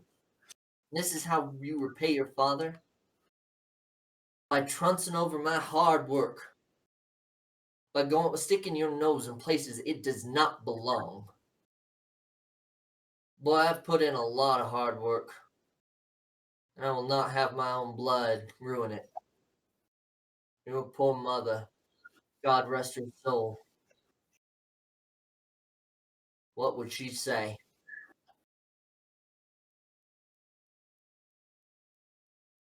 You can continue to do your adventuring, play along with that group, quote unquote, see the world. But don't be sticking your nose in my business. Understand, boy? If you do, Yes. I will make sure that you are buried under paperwork, that you will fear the sun itself, for you will be locked away for as long as possible.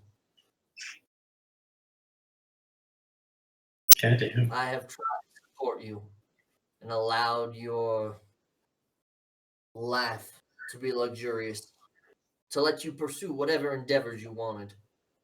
But I will not let them come between all my hard work. I hope we understand each other. I shake my head. Yes, Speak up. I do. I will keep you out of this. I will keep the family out of this. But I will not stop pursuing what I'm doing.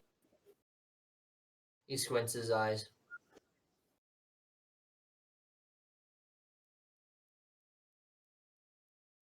If you want to see the world and how truly awful it can be, I ain't gonna stop you. But do not come calling to me when it kicks your ass. Have a good day and stay safe, son. I got work to do. And he moves around the desk. Starts to scribble. You sit there for a moment. He looks up and he like shoos you away. As you get up, you look and you see both there. He's grinning. At the door. He opens it up as you walk through. And he just kind of, with a smug look in his face, watches you cross the room. As you turn to look back, he just kind of shuts the door.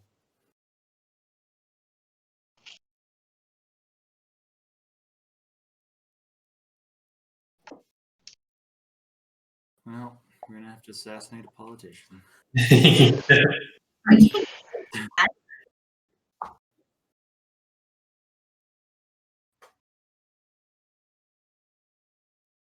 So, what do you do? Kind of.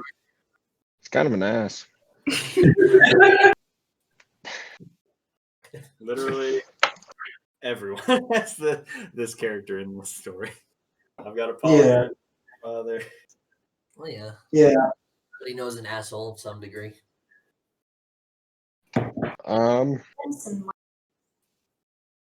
Well, I've kind of been living with Earth my whole life, so I really don't care. I'm more worried about my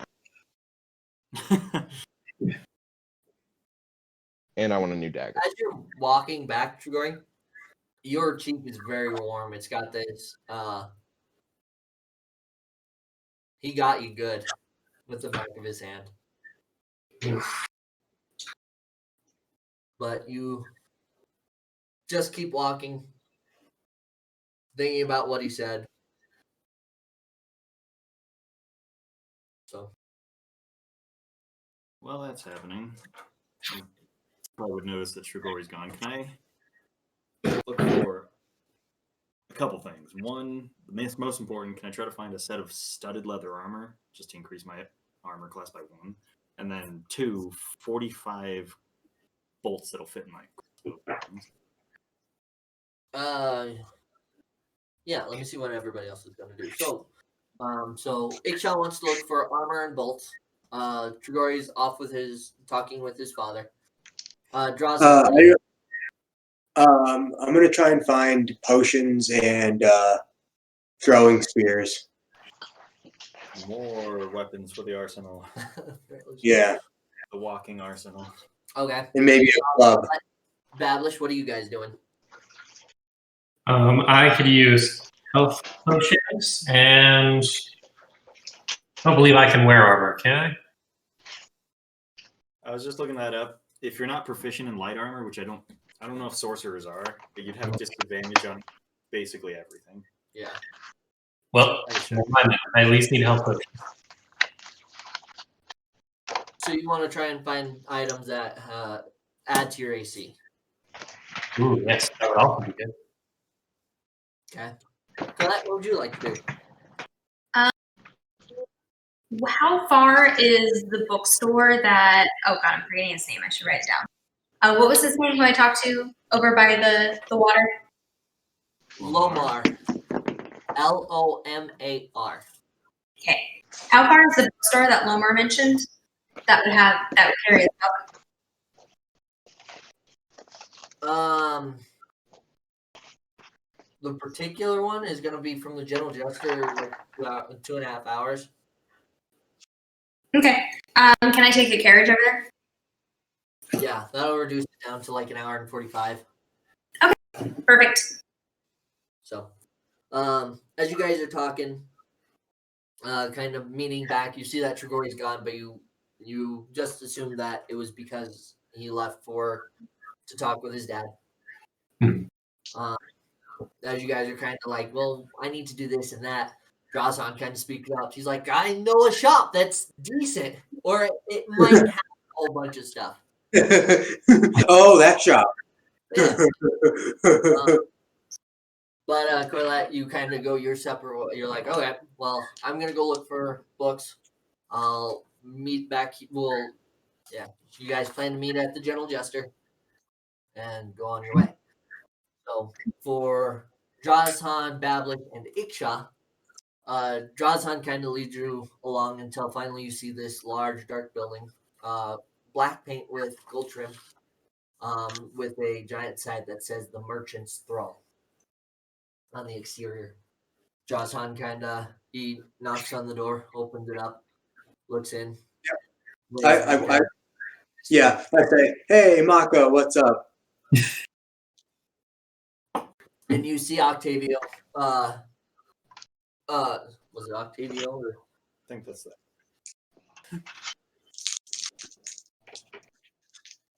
Oh no, it's Alexander. Alexander. He's still he's in his white and gold robes with a little bit of black trim.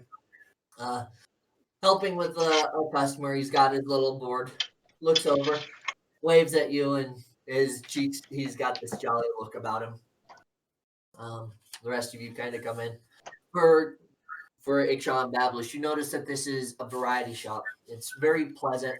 It's got this light smell of vanilla kind of throughout. You can see Alexander, portly Azorius human behind the counter. He seems to be writing down his words as he's helping out this somewhat cynic-based patron. It's a hybrid that has, you can see they have frills or gills on the side of their neck, as well as like their this scaly, slimy essence to their body. But Alexander seems to be helping them out with some transaction. And as you look around, you can see various. It's not super dedicated to one thing or another. See a giant case with potions with a size marker above it. You see various armors. You see weapons, stuff like that. Kind of peruse around. You can see that they have bolts in stock, as well as there seems to be armor that might help. Bablish, you kind of look. There are some various items kind of in disarray throughout.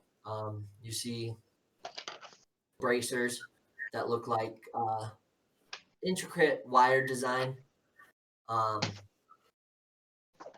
Bablish or Drazhan, you can see not a whole lot of with the weapons that you previously saw. Yeah. But there still seem to be a couple of potions and such. I have been here before. No. Drazhan was the only one. Oh. So, but Alexander finishes up with his patron. They change it and good. Alexander kind of waves him out and then looks to you and like waves in your general direction. I was like, damn. You're demoted. He's got. Dang. Like I said, he's a stout man. He's not like greatly obese, but he's definitely got weight. Bald, glistening head with little specks of sweat here and there. His cheeks are rosy, and he's got like this permanent mark where he's always kind of smiling. He's pulls over his sign. He's like, "Hello, welcome back. I'm Alexander. For those I haven't seen before, what can I help you with?" Do you have any spears? Spears, he kind of thinks about it. He's like, he writes down, I'll probably have to check him back. And for the other two? I just need a set of metal studded armor. And 45 bolts that'll fit in these, and I hold up the things. And He kind of looks at the device and he's like, he quickly jots down. He's like, never seen before. I pull out one of my remaining bolts, like these. 45 bolts is a lot. Let me see what I have. I don't think I have that much. Studded armor, I do have, and he kind of points to one on the wall. Just one set. Yeah. There's various sets. There's like plate mail, queen mail, stuff like that he's kind of got on these displays, but it's all hung up. All right. Yeah, I'll take all of that. As many bolts as you can muster. Set of studded leather. And he points to you. He's like, he motions like, come on, what do you got? I noticed some bracers over there. I would love to know more about them. Say that again. He kind of he points to the brace. He's on the bracers on the opposite side. And he kind of points. He kind of leans onto the counter and points to their general direction. Perfect. I will go check them out. Or what did you say? I just want to know more about them, but if he's got something Okay. over there, I can go check them out. He's like these bracers. He's like magically enchanted bracers. Makes you a little tougher to hit in certain scenarios. Kind of looks at you and your apparatus you currently have. He's like, it might be a little hard with those bracers and whatever you've got on. I figured.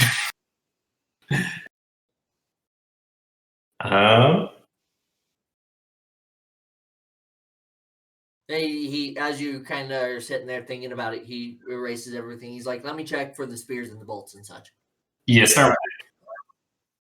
You can, as you kind of look around the shop, as he comes out towards the back, a few moments later, you see a couple of thrall with these gold masks. They're hunched in their back, but they seem to have this weird like smile. They're not the greatest. They're not pretty by any means. They've got a few teeth and such like that. And they're just kind of, from thralls that you've seen, or at least with Apollyon, they seem very, very morbid. Just super depressed and just not happy in general. But these ones are like they have a little pep in the step, and they kind of keep like they can grab one thing, show it to you, and you guys are like, nah. They grab another thing, they're like, nah.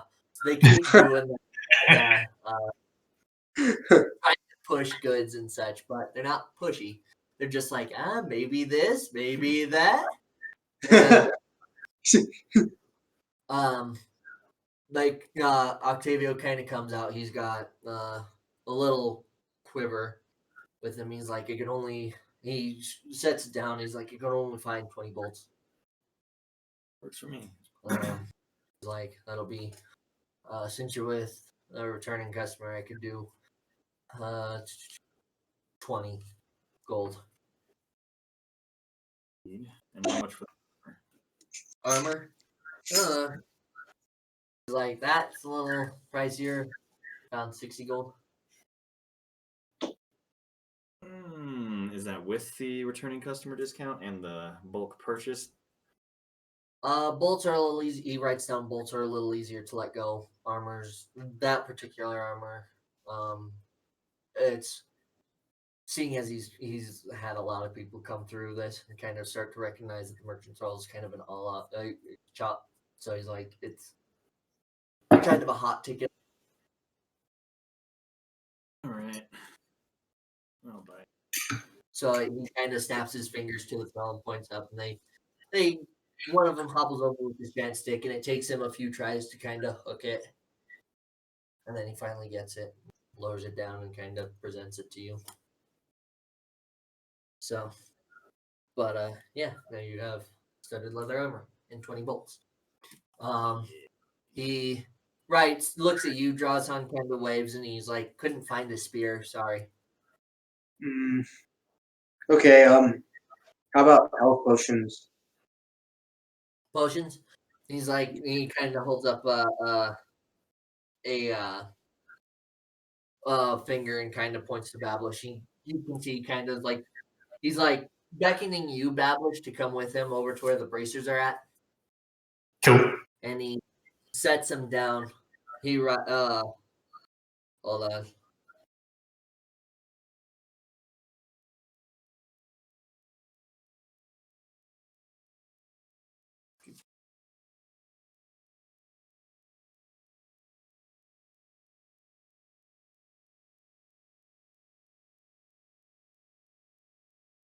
Find one thing.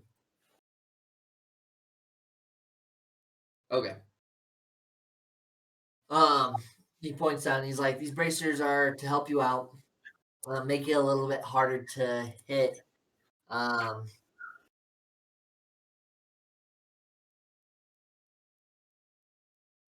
He kind of looks, he's thinking about it. I believe that these are about 1,500 gold. Wow. That may be just a little bit out of my price point, unfortunately. That dropped your last 4 hit points off. Ooh. Yeah, it's bad just because it's fun. Even with Knight's Breath. Okay, well, I can't afford that, but I'll keep it in mind down the road. Maybe we'll just start with some health potions. Yeah. Okay. He's like, sorry, these are the magic within these are pretty pricey, and I try to lower as much as I can. No, it's good. It's good. If it's worth it, I get it. I respect that. We'll just do health potions for now. And that'll at least be one way to keep me alive. So he kind of waves past you to Drawson, and Drawson, I'll go over there too. Alrighty. He goes to this large cabinet that's got various potions and such. Takes kind of takes a stick, kind of puts it on his arm, writes. He's like, "What kind of potions you looking for?" Base. Can I get 3 potions of minor healing? So, minor healing, And one on the next step up if it's not too expensive. okay, and then Let's see. I could use a minor and a step up from that as well. Okay, so he's like the minor potions, 15 gold. Next up is greater healing. That's about 150 gold per. One minor, one greater. Okay. I'll ask him, how many in stock of the minor ones do you have? He opens it up, kind of counts. He's got 5. We're cleaning him out. Yeah. A minor and one of them. Okay, so 165 gold for you. Bablish, 165 gold for you. And then Drazhan, what are you doing? You're doing 3 minor and 1 greater? Yeah. Okay, so 45 plus you're 195 gold that you owe. Okay. Hold on a second. And my hard-earned, ripped off my...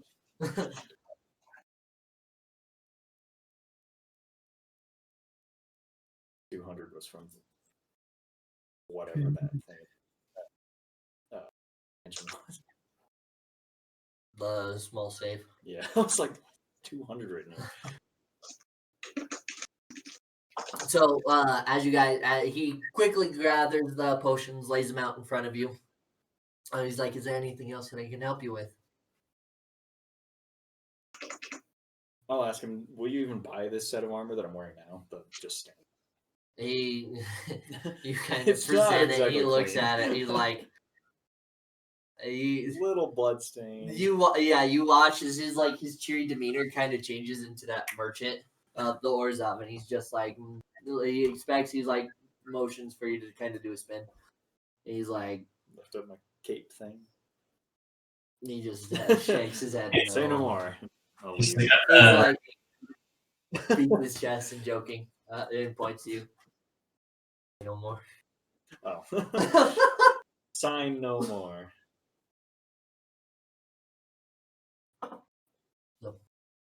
Anything else?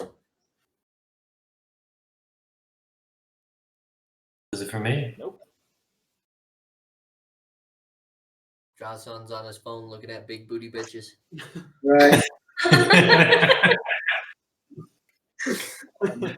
Nope, I'm good. I already got my potions. They didn't have any spears, right? So, No.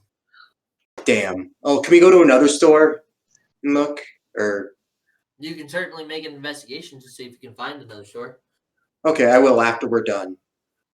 Okay. Are you guys good? On that. Colette, you as you're making your way and kind of riding, you get a female driver that's red curly hair, a little bit of freckles, little portly but kind of good natured. I already told you the cost for the carriage, right? No, you didn't. I assume it's probably like 3 or 4. 5 gold. Cool. But you sit and just kind of relax and watch as the morning starting to progress. And just what this sensation could be, what this ability is panning out. The words of Lamar kind of hanging in the back of your mind. Finally, you get over to Precinct 6. Need to make an investigation check.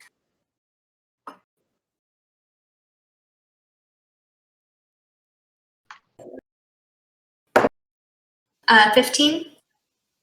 Okay. So you get there. It takes you about an hour to locate the specific bookshop that Lamar kind of told you about. And it's not the busiest place. It's kind of a little side corner shop.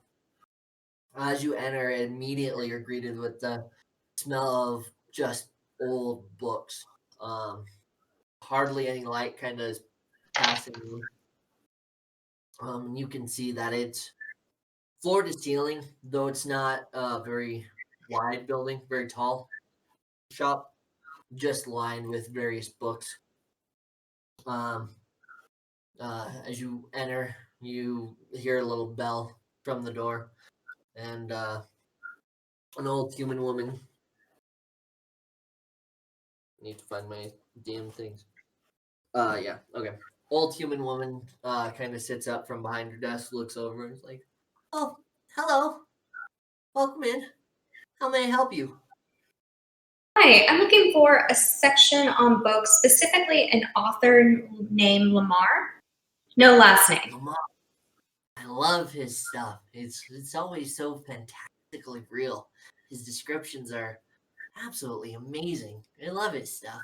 Is there a particular series that you're interested in, or just any of his works? Just kind of the collection of works. Specifically, I was looking for one on kind of dreams, alternate universes. I'm forgetting what he mentioned the name of the book was. He told it to me, and I don't remember now. I believe I have it written down somewhere, but I don't know either. Did you write it down? Because I forgot to write it down. Oh no. Theordic and the Hydra. That's it. Theodric. That's it. Oh, I do have it written down right here. God damn it. Okay. So, dreams and such like that, and alternate universes, or Theodric and the Hydra. That one's a good one. That's a very interesting story about triumph and tribulation, hero and the want for home. Really good. She grabs an old shoddy cane it's basically like a branch that is all gnarled and such, but she's forged it into a cane. She kind of is like Takes a minute and two. Instead of like pointing down, she's Stand. kind of leading it. Stand. But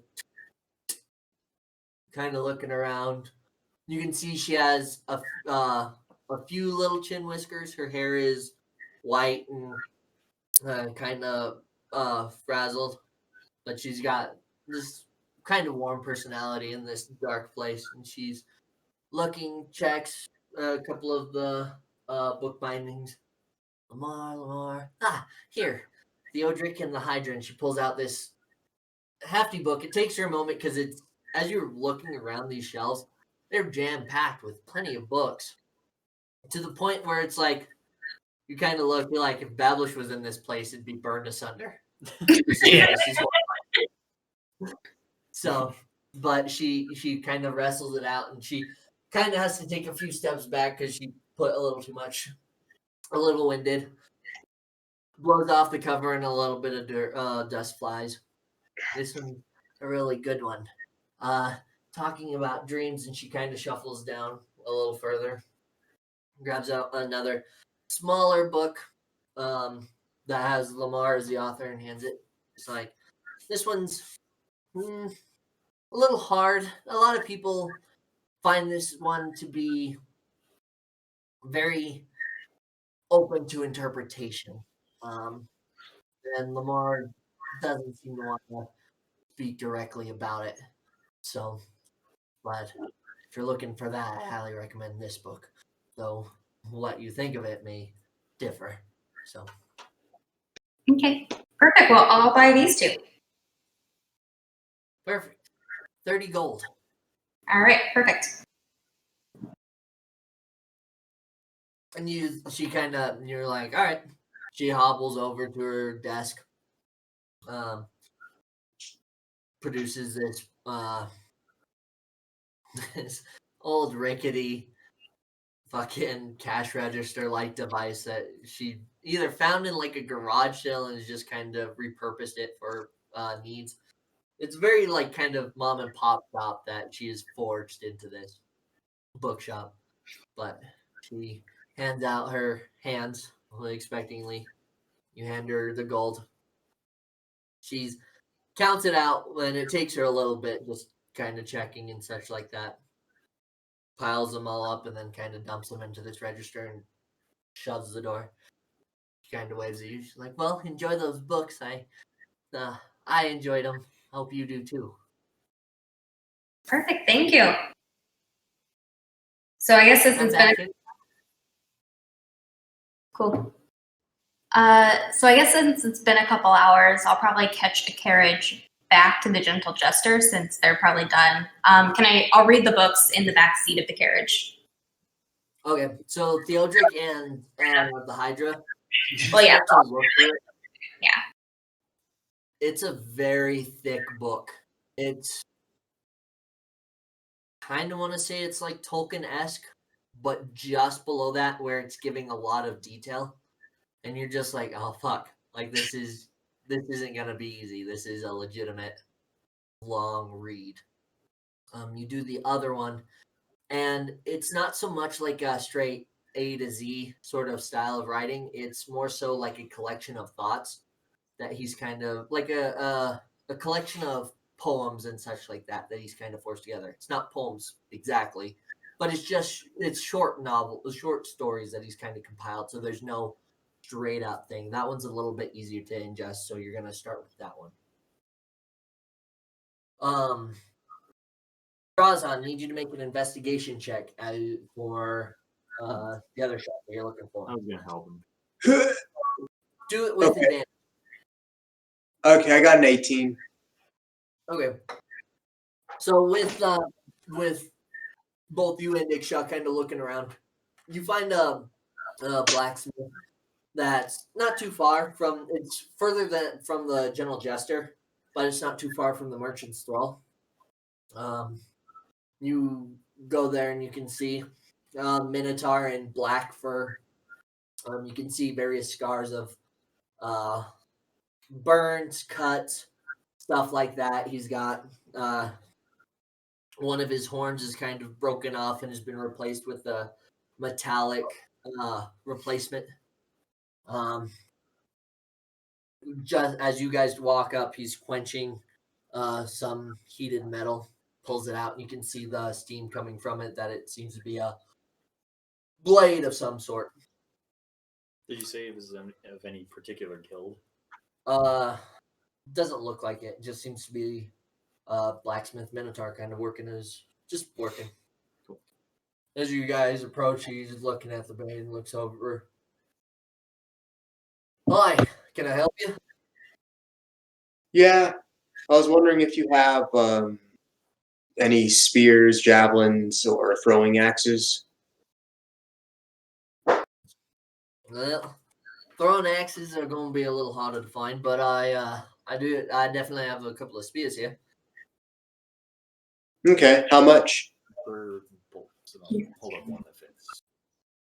Bolts, he's like, for the bolts, yeah, I got a couple. Looking for 25 if you got. Oh, no problem. 25. That'll be 25 gold. Perfect. Spears. Now you're looking for. There's no difference between spears, right?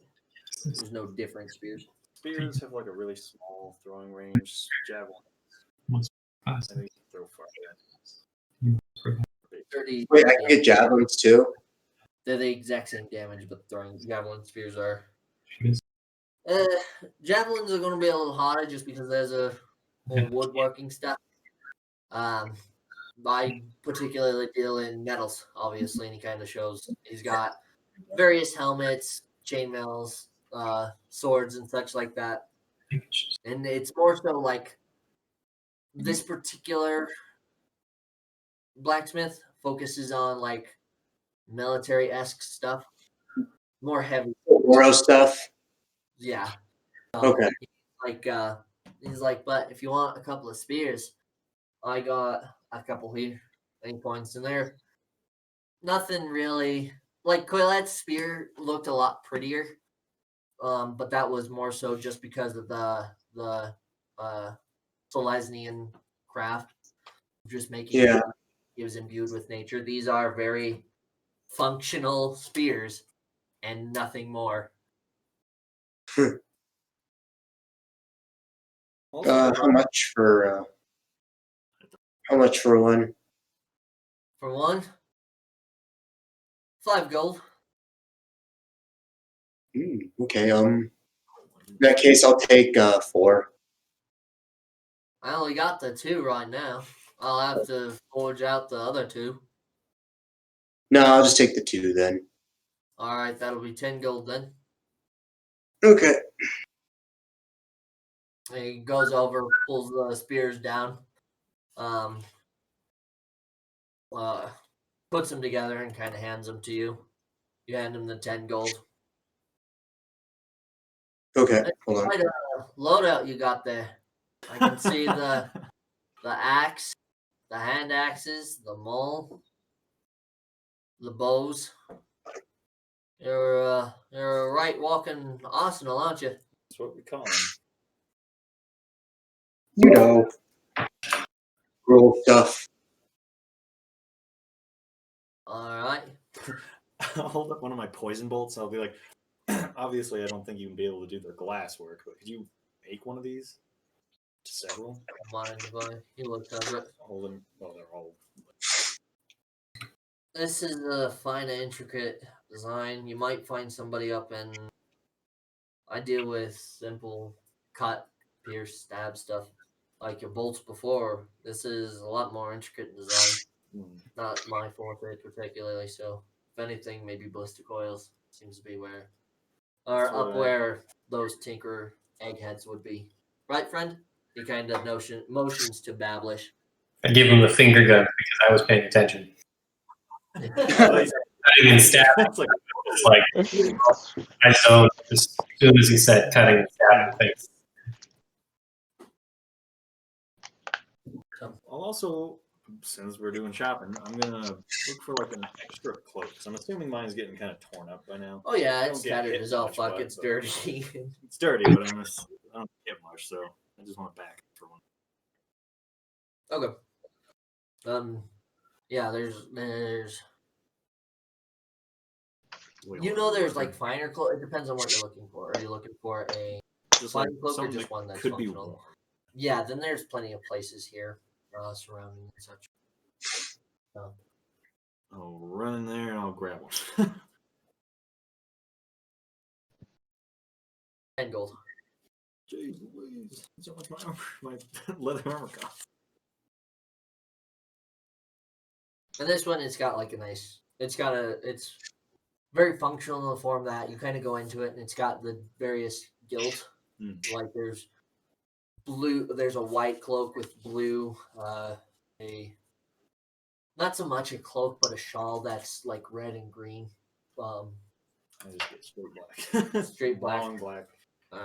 Super simple. Get caught in a snowstorm and bundle up in it. Easy enough. Chigori, what are you doing on your way back? Are you doing anything?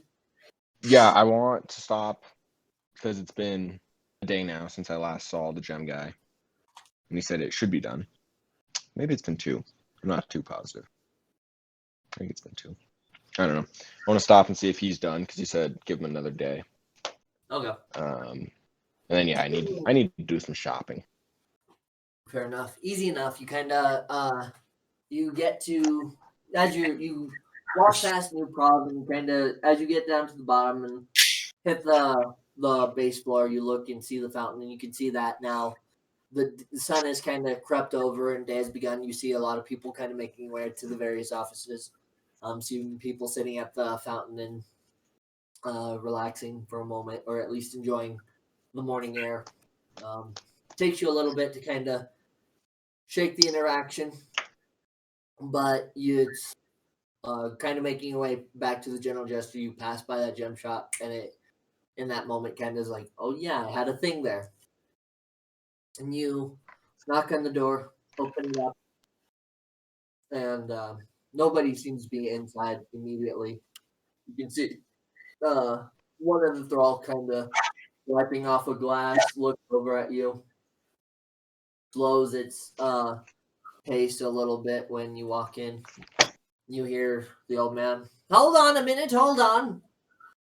He pushed past the little curtain, looks, and he's got this crumpled face, adjusts his glasses, kind of squints at you, and he's like, oh, Trigori, right? Yeah. Yep. Yes. How are you today? Honestly, it's been a long day. It's sun's just coming. Yeah, that's unfortunate. Man, would you like some gems, jewelry, or about the owl? I'm just here about the owl figure. Ah, okay. Well, this particular piece, like I said, is just because it's older, I'm more likely to find a collector sorts more so than for fashion sense.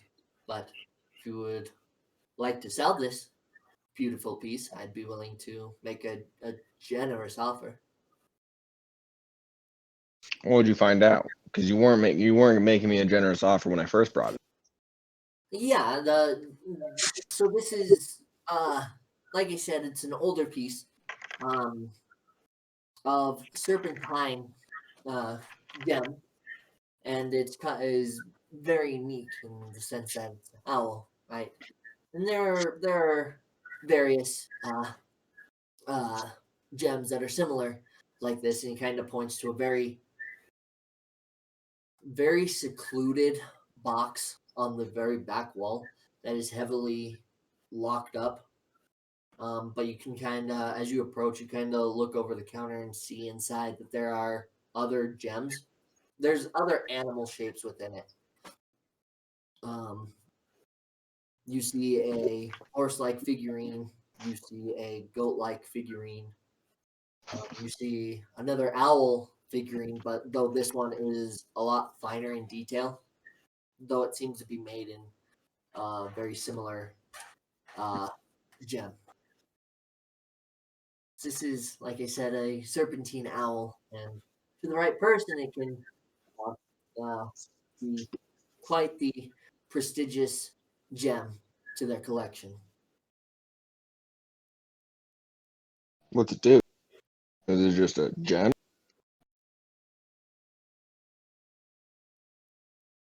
Trying to think of how to play this out. Well, like I said, it's a lot of people like to collect these sort of things. How much are you off? Well, if you'd like to sell it, I'd be willing to take it off your hands for around,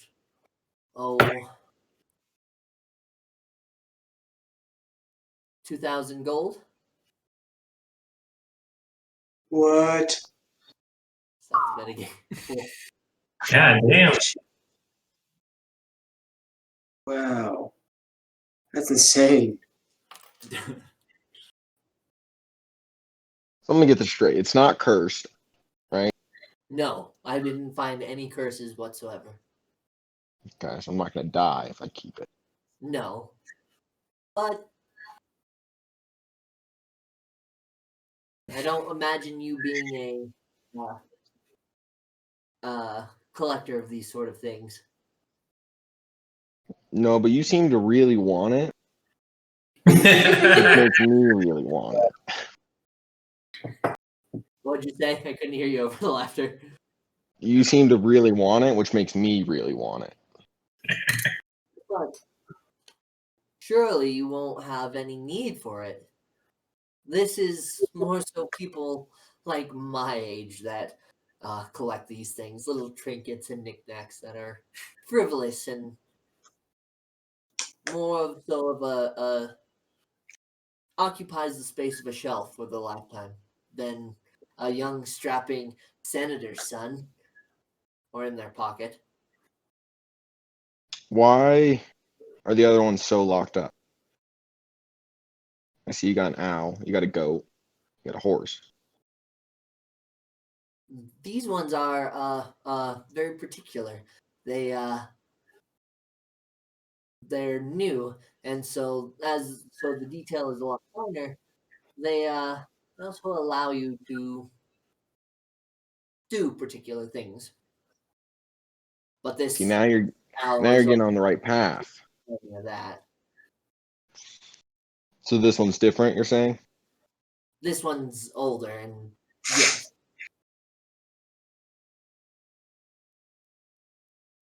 How much are you selling the other ones for? these ones because these aren't just collectibles. These go for. He takes a moment. Around his fingers, he's like, you could see his behavior's shifty. And he's trying to he's trying about 2,500. So I wouldn't be making much of a profit on this figurine. Can I try to persuade him? What are you Probably trying to should- persuade him? Can I just check to see for deception, I guess, instead? Make an insight check. Oh, insight. Okay, I'm all right with these. 16. He's definitely lying. It seems like he is. You can't quite place what he's lying about, but his whole demeanor is definitely shady as shit. I mean, now can I Kinda persuade him? trying to screw you over. Can I persuade him to tell me the truth about it and just be like, bro, listen, I know there's something more to this. I thought I was going to die when I picked it up. It was in a place. I don't know how I got it, do I? Nope, you just had it in your pocket. Oh yeah, that's right. I know. That's so weird. So I don't know if it was cursed either then. Or that I No. got that thing. Damn. I will say I'll give you this. When you picked up the owl from the first time after the museum, there was this cold chill that ran down your spine that gave you this weird vibe. and so you're like, I don't remember having this owl. Something's not right about it. I'm just going to assume it's cursed or something. So here's what I'll be like. Listen, you're gonna tell me the truth about this, because I'm paying you to tell me the truth about this, or tell me what it does, what it is, or I'm not gonna pay you the last 100 that I owe you, because you're not telling me what it is, and I'll go find someone else who will. Make a persuasion check. 17. Man, that could be so much better. He kind of bites his lip a little bit, crosses his arms.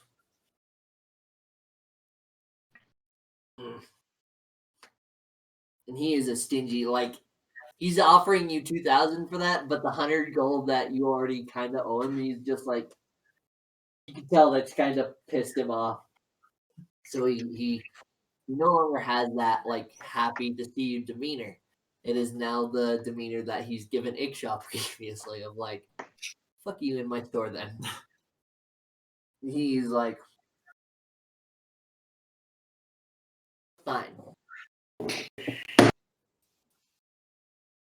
This is an owl, a serpentine owl, like I said. And it is similar to the animals that I have locked up. Where, if you know the command word, they are able to do things with magic imbued within them. However, I could not get the exact word of this owl. Though I will still give you such a generous price of 2,000 for this owl. Because I can move this owl a lot faster than... Because who knows what magics are still on it.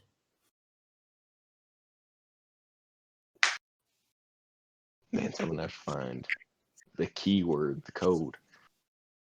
Will you trade me for one of the other owls or the other figures? Certainly not. The value is unless you pay the difference.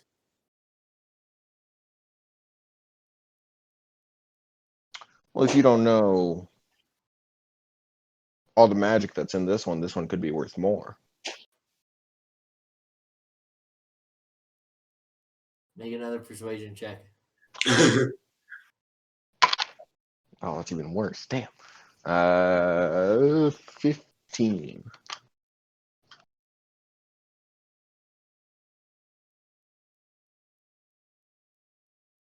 But there's also a sunk cost that could recur if I give you one of these for that, and it's not nearly what the magics are. I'll still pay you the $100 though for figuring this one out. So you'll Well, make. I certainly hope so, as you still owe me that for I'm telling you what it was. That's true, but if I'm selling it, I could trade it. So you'd be making. Think you can sell it for. You'd only be losing out on 400 if it's nothing, but if it's more, you could be making upwards of 600 or 500 more than the other ones.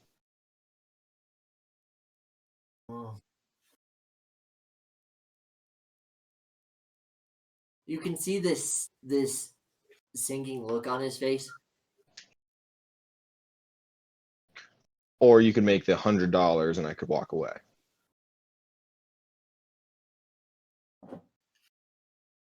No, he's frustrated with himself.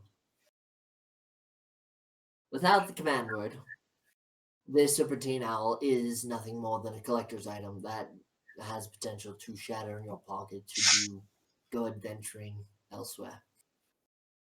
I'm offering you a generous amount of 2,000 gold for this relic without you having to invest any more money in it. Because right now, it is nothing more than a little statuette. But you will owe me the $100 for I'm telling you what this thing is. If you want to leave after that and potentially lose a ton of money. Who knows if the magic is still in there? Well, that's on you. Don't say I didn't try. But should you walk away from this offer, I will not extend it in. I will not extend it to you again. Can you tell me what the other owl and the horse do? That's all he has is an owl, horse, and a goat, right? Yeah, from what you can see. The horse summons a horse. The goat summons goats. The owl, well, can't tell you everything. Well, Do you know someone else who might be able to figure out this command word? The magics and such like that? No, I merely deal in magical gems.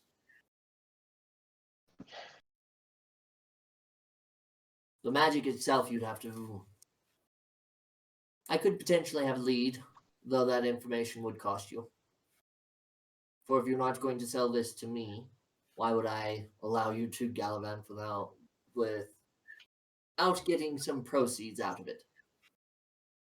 How about this? I'll give you 150, 100 that I owe you, $50 to tell me. He How to looks figure this around out. the room. He's like, 50 gold pieces doesn't even wipe my old ass. How much would you want? Make an offer, at least make it respectable. This is a respectable gem store. Yeah, but I'm also only offering. I'm only getting information. It's not like I'm getting anything. And my I can. information is invaluable. How much do you want then? 300, 100 for the amount that you already owe for me telling you what this is, and 200 for the information that I will give you.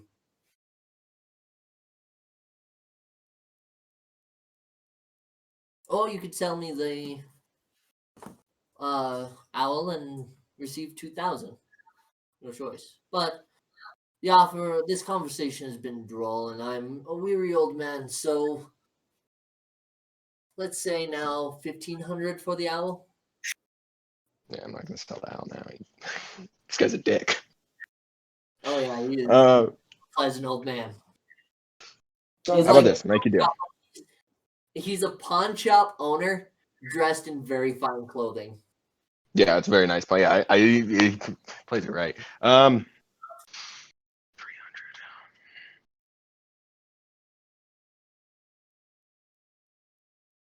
TikTok, Can- my time grows near, and I don't want to be wasting it on a pointless conversation. I'll pay him shit. 300 gold to him. So you put the 300 gold down.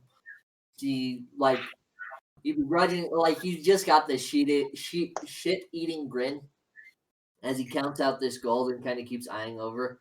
Once he's satisfied, he places the owl on the counter. He's like, there in the in precinct 2 in the scholarly district, there's plenty of wizards and such that can analyze this magic and such. So if you're looking to get this identified, you want to be looking for Little Baba John. Baba John. Nebun. Nebun. He works at the on a little shop that is the trying to think of something clever, but I can't come up with a wizard based fucking thing on the spot. The transmuting lens.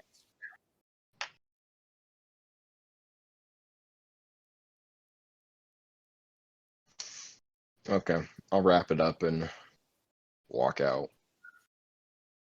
Have a good day, and thank you for your patronage. What a bastard. wow. Such an ass, and I love him.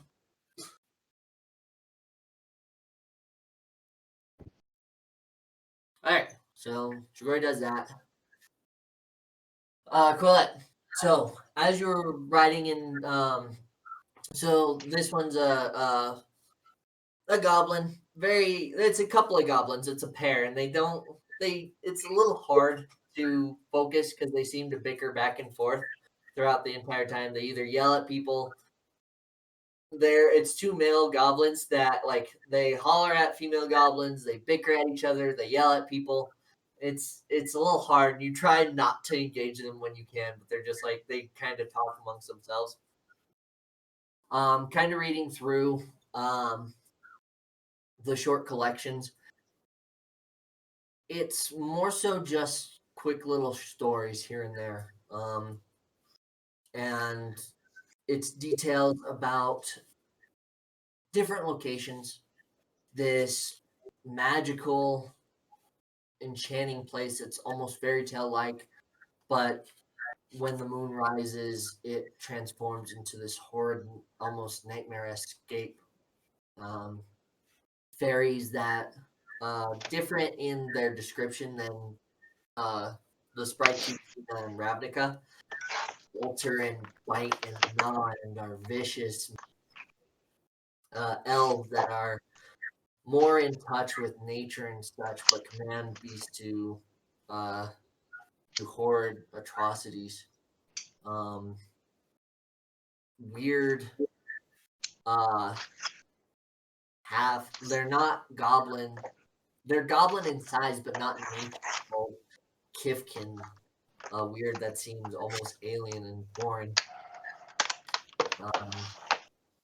Stuff like that. You read another story that depicts a vast wilderness that is floating rocks connected by vines, dense jungles that are rich in this natural power. You read another short story of a short jaunt to this desert-esque almost tropical paradise where the entire city is surrounded by this magical force, and anything out that becomes a zombie. About these gods that the city kind of breaks them, align themselves to, and try to pay tribute to those gods. Various little short jaunts, and some places there's a small desire to go to those places.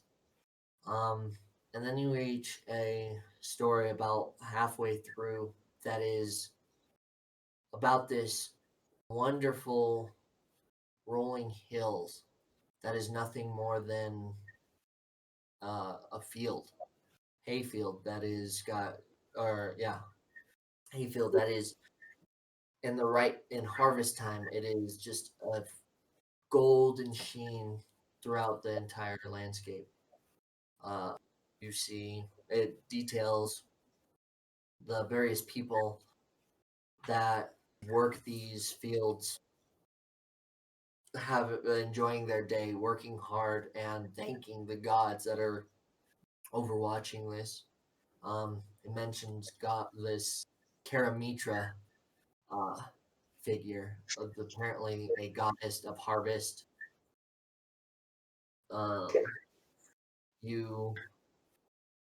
It details that the people work hard, devote themselves to these gods, and once their time's up, they pass to this underworld where the god of passage, Aetherios, kind of helps cater people to the underworld, and another god, Erebos, helps lay those souls to rest.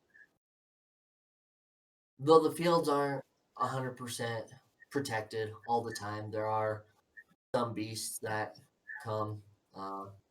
Most of the times, the people that tend to these fields pray to Karamatra and that the harvest is bountiful, that the sun god Heliod will watch over them.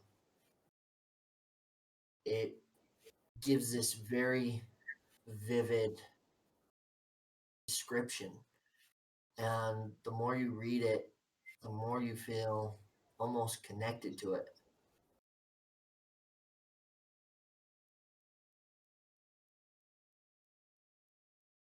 I need everybody but Elisa to go away. Uh-oh. All right, hold on. Okay. Hold on. Hold on. Wait, sorry.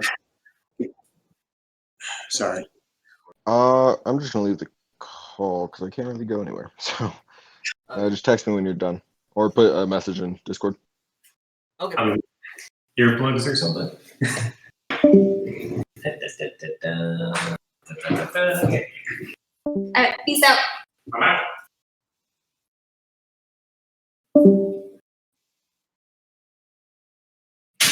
Okay, he has earplugs in. He's in the other room. All right. So as you're reading this, the world seems to fall away. You can see this world very vividly. The gods that they describe, this particular, though it's short in its writing, you feel the connection. And as you're reading it, the more you can imagine these golden fields, the landscape that it describes, the buildings that it describes, the people and their clothing. The outside world disappears. The goblins no longer are bickering. It is all their silence. You are sitting there reading, and then suddenly, almost floating, feel your body drift. And in that moment, you kind of look up from the book and you are not in that carriage. You're not in Ravnica. You're nowhere and everywhere at once. You feel this sensation all over you, this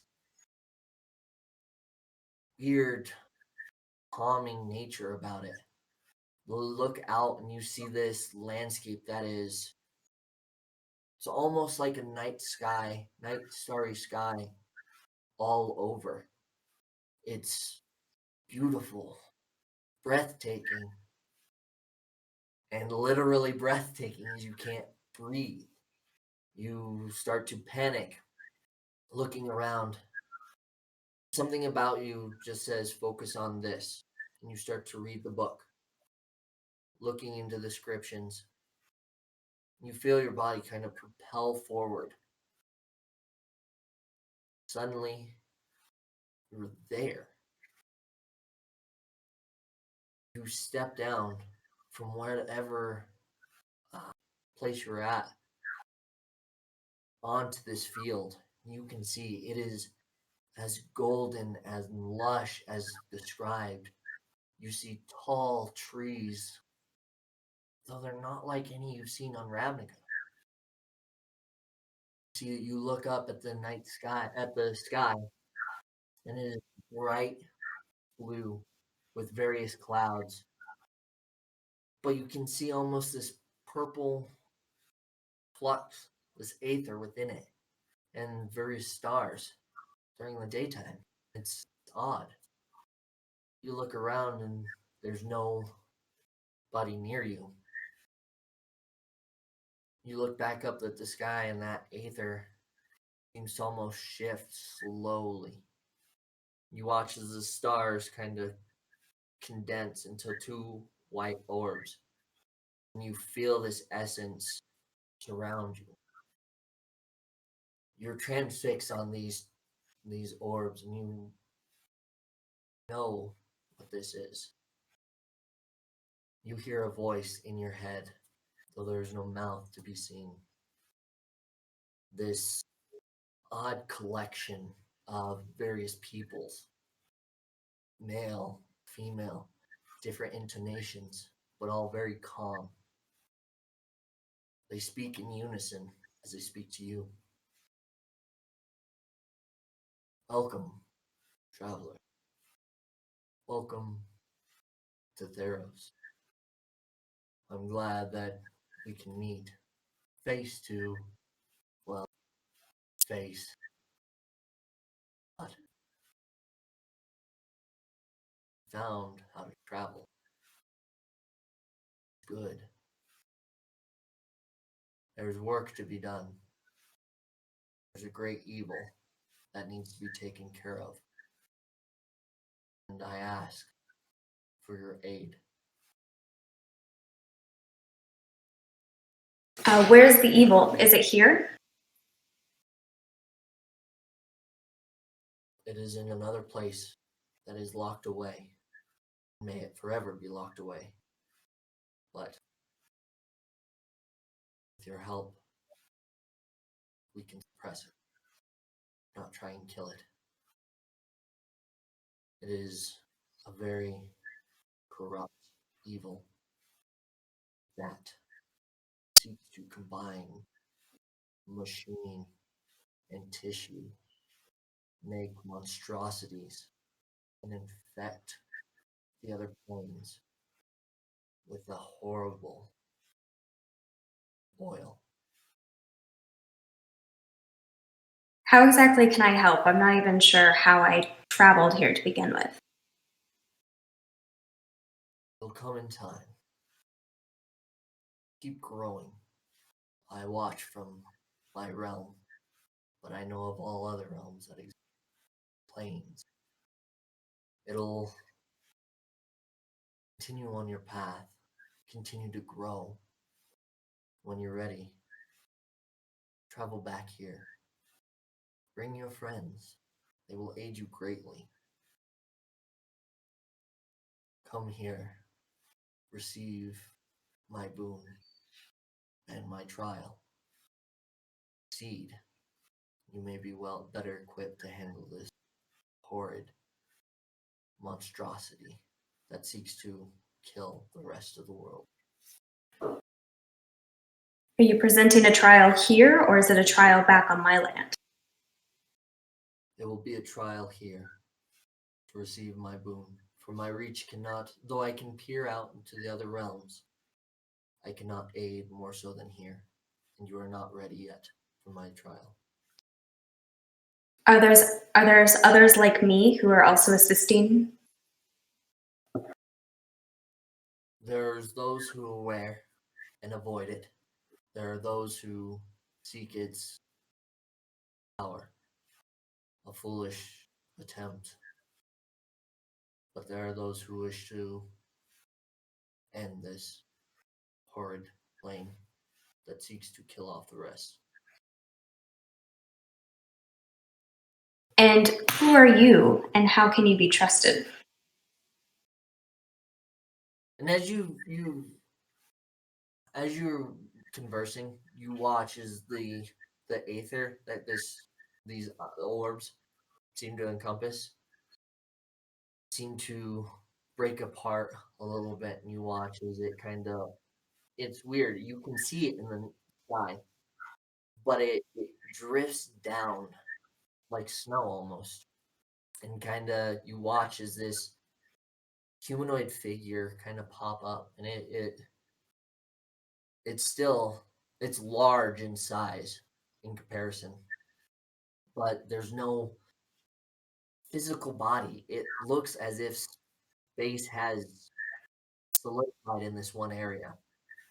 The familiar four-armed figure of the hooded being presents itself in front of you, and its forearms present. One of them touches its chest. I am Krufix, god of mysteries on this plane. I am non-existent and existent. I am everywhere and nowhere. And my job is to discover, learn, though this evil seeks to do nothing but destroy. I seek those who will become strong to potentially end this horrid nightmare that seems to seep into reality.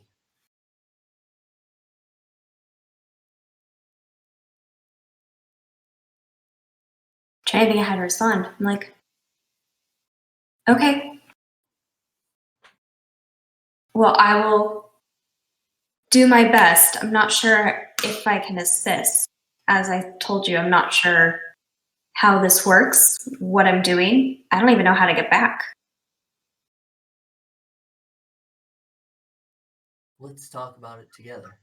What were you doing to get here? Reading.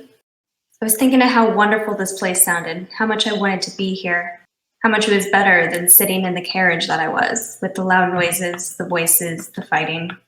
This seemed calm, peaceful. It called to me.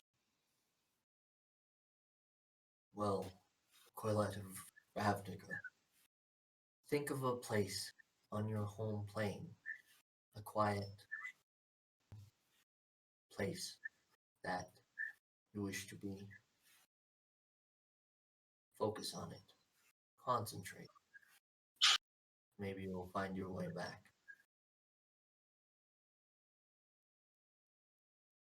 All right, well, I'm probably most thinking of my own enclave, just because of how calm it is.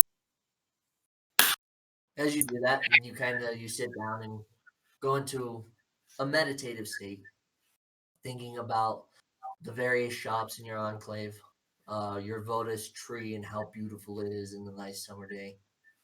You think about the birds, the training grounds, the nice people. You even think of is it Fawn? Is your Yeah, oh God, where'd she run off to? Yeah, Fawn. you think about her and your guys' house that you occupy. And there's a moment where you go to question, like, what if this doesn't work? And you open your eyes and that space is no longer, that entity is no longer there. You look up at the sky and that aether is in it.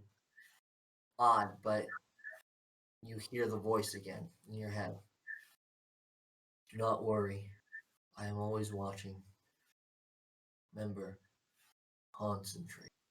Focus on your place that you want to be. And you should arrive there. And as you do that, you take a deep breath and focus. Focus. And you feel that separation again, where you're no longer in that reality. And you kind of look up and see that space that is airless, devoid of gravity, but absolutely beautiful.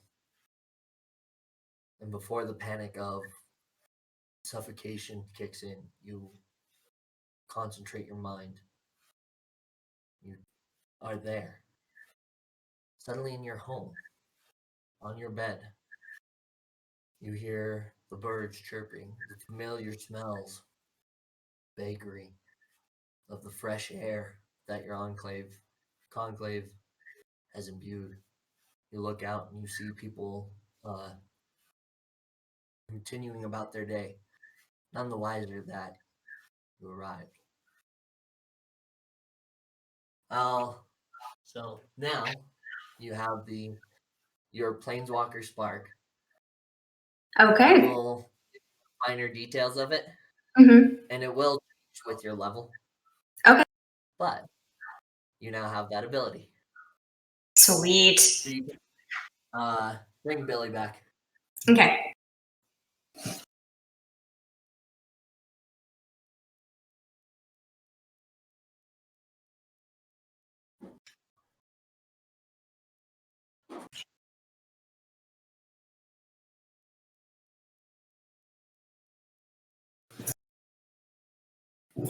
Whisper.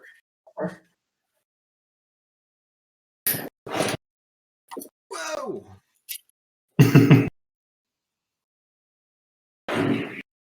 Just the top one?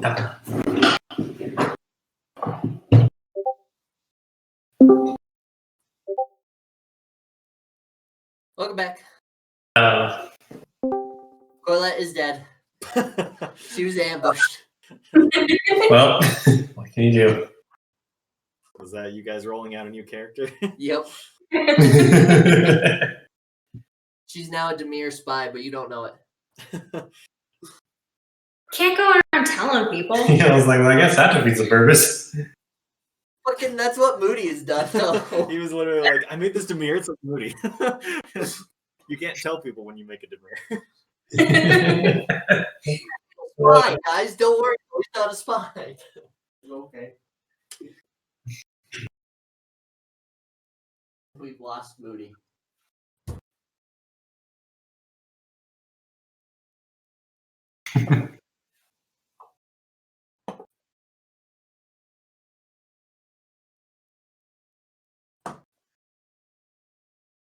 Hey, Dustin, now we have a second.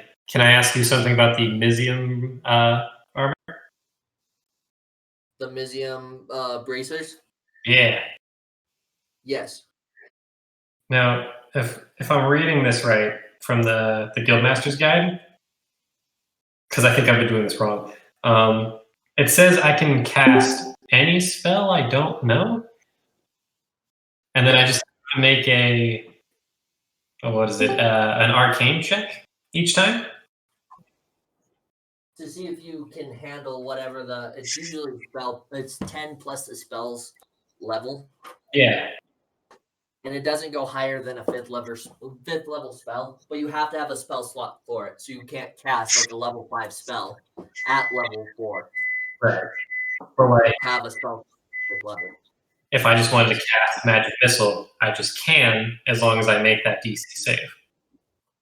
Yes. Otherwise, the spell itself transforms into another spell. And then when it transforms into another spell, I have to roll for the level, but then also roll for the spell. What do you mean? Like, does it say randomly determine the spell you cast by rolling on the table for the level of spell slot you extended? And then you roll like a d4 for whatever one in that level? Yeah. Cool. I've So- not done that. I was reading it like, oh, so I can cast stuff in this list, and as long as I make the DC, I can do it tight. You can, as long as you make it, but if you fail the DC, then it changes the spell completely to another spell. It could change it to the actual spell that you wanted, or the spell or a different spell. Like you could go fucking Scorching Ray into Gust of Wind or Blur or stuff like that. Okay, cool. Scorching Ray. I So- knocked him over. Stuff like that. As long as yeah. But you have to have a spell slot available for that spell that you want to try and do. Sweet. Cool. Well, I will use that right. We got a lot. like I was like, I can cast shield if I wanted to. Wait a minute. This Oh. might- has to be from the list that you from this list. oh, okay. Then I am using it right, and I'm not crazy. Yeah. As long as it's on that list itself. So you could potentially cast Fireball from it. You could change out your Fireball on your spell slot to something else, Yeah. but your spell's prepared. And then attempt to cast Fireball in an instant that you felt like Fireball was absolutely essential. It may not work, but you'd still have that potential. Okay, cool. All right. But all right. So we had Trigori gets done with his owl. Was there you guys didn't want to do anything else, right? We did a lot. We went Yeah, to you two did separate that. shops. Got all kinds You of shit. guys did that. Yeah, Trigori. Yeah, so Trigori got the information about where to go for the to find out magic for to see if they could get the command word for the Serpentine Owl and such. So, but I don't know. I feel good. I kind of want to wrap it up there. Does anybody want to continue forward? I'm good. Stopping spot. I'm not supposed to, but I'm excited. Just know that I'm excited because I know, but I don't know. You don't know. You know, but you Yeah. don't know. I know, but I don't know. And I'm So not I'm good gonna- ending it there. I don't. That's good. Nice throwback to Lorwyn Well, yeah. How could I not? There's and I'm Amonkhet. trying to incorporate stuff. I'm trying also not to incorporate like Ikoria and stuff because I'm like, that's a newer plane that wasn't fucking. Oh, for by the way, speaking of Ikoria, in August, the D&D book for that comes out. Ikoria? Yeah, and they have mutation. They have mutations on there for creatures. I was thinking about that today, actually. Like No, it's so crazy. Cause like say you're facing like a tiger scorpion hybrid, you can make it so that way halfway through the battle or at the beginning of the battle, it turns all ethereal and can turn into a nightmare. So it can like physical attacks won't work on it at some point. So like it's basically taking like a face spider and such like that. Yeah, it's through it. odd. It is really odd. So but I'll ask every one of you like individually what you'd like to do next session. Or Fuck, bitches make money. so but that way I can compile a list of what everybody, if you guys want to talk about what would you like to do now, we could. Well, I mean, I don't know if any, what I want to do, but I can't tell them what I want to do. you could potentially. I Or you want could have Quillette. Or you could have the mystery if you wanted to. It's No, I up want to to you. do this for a week. I'll tell them, but yeah, eventually.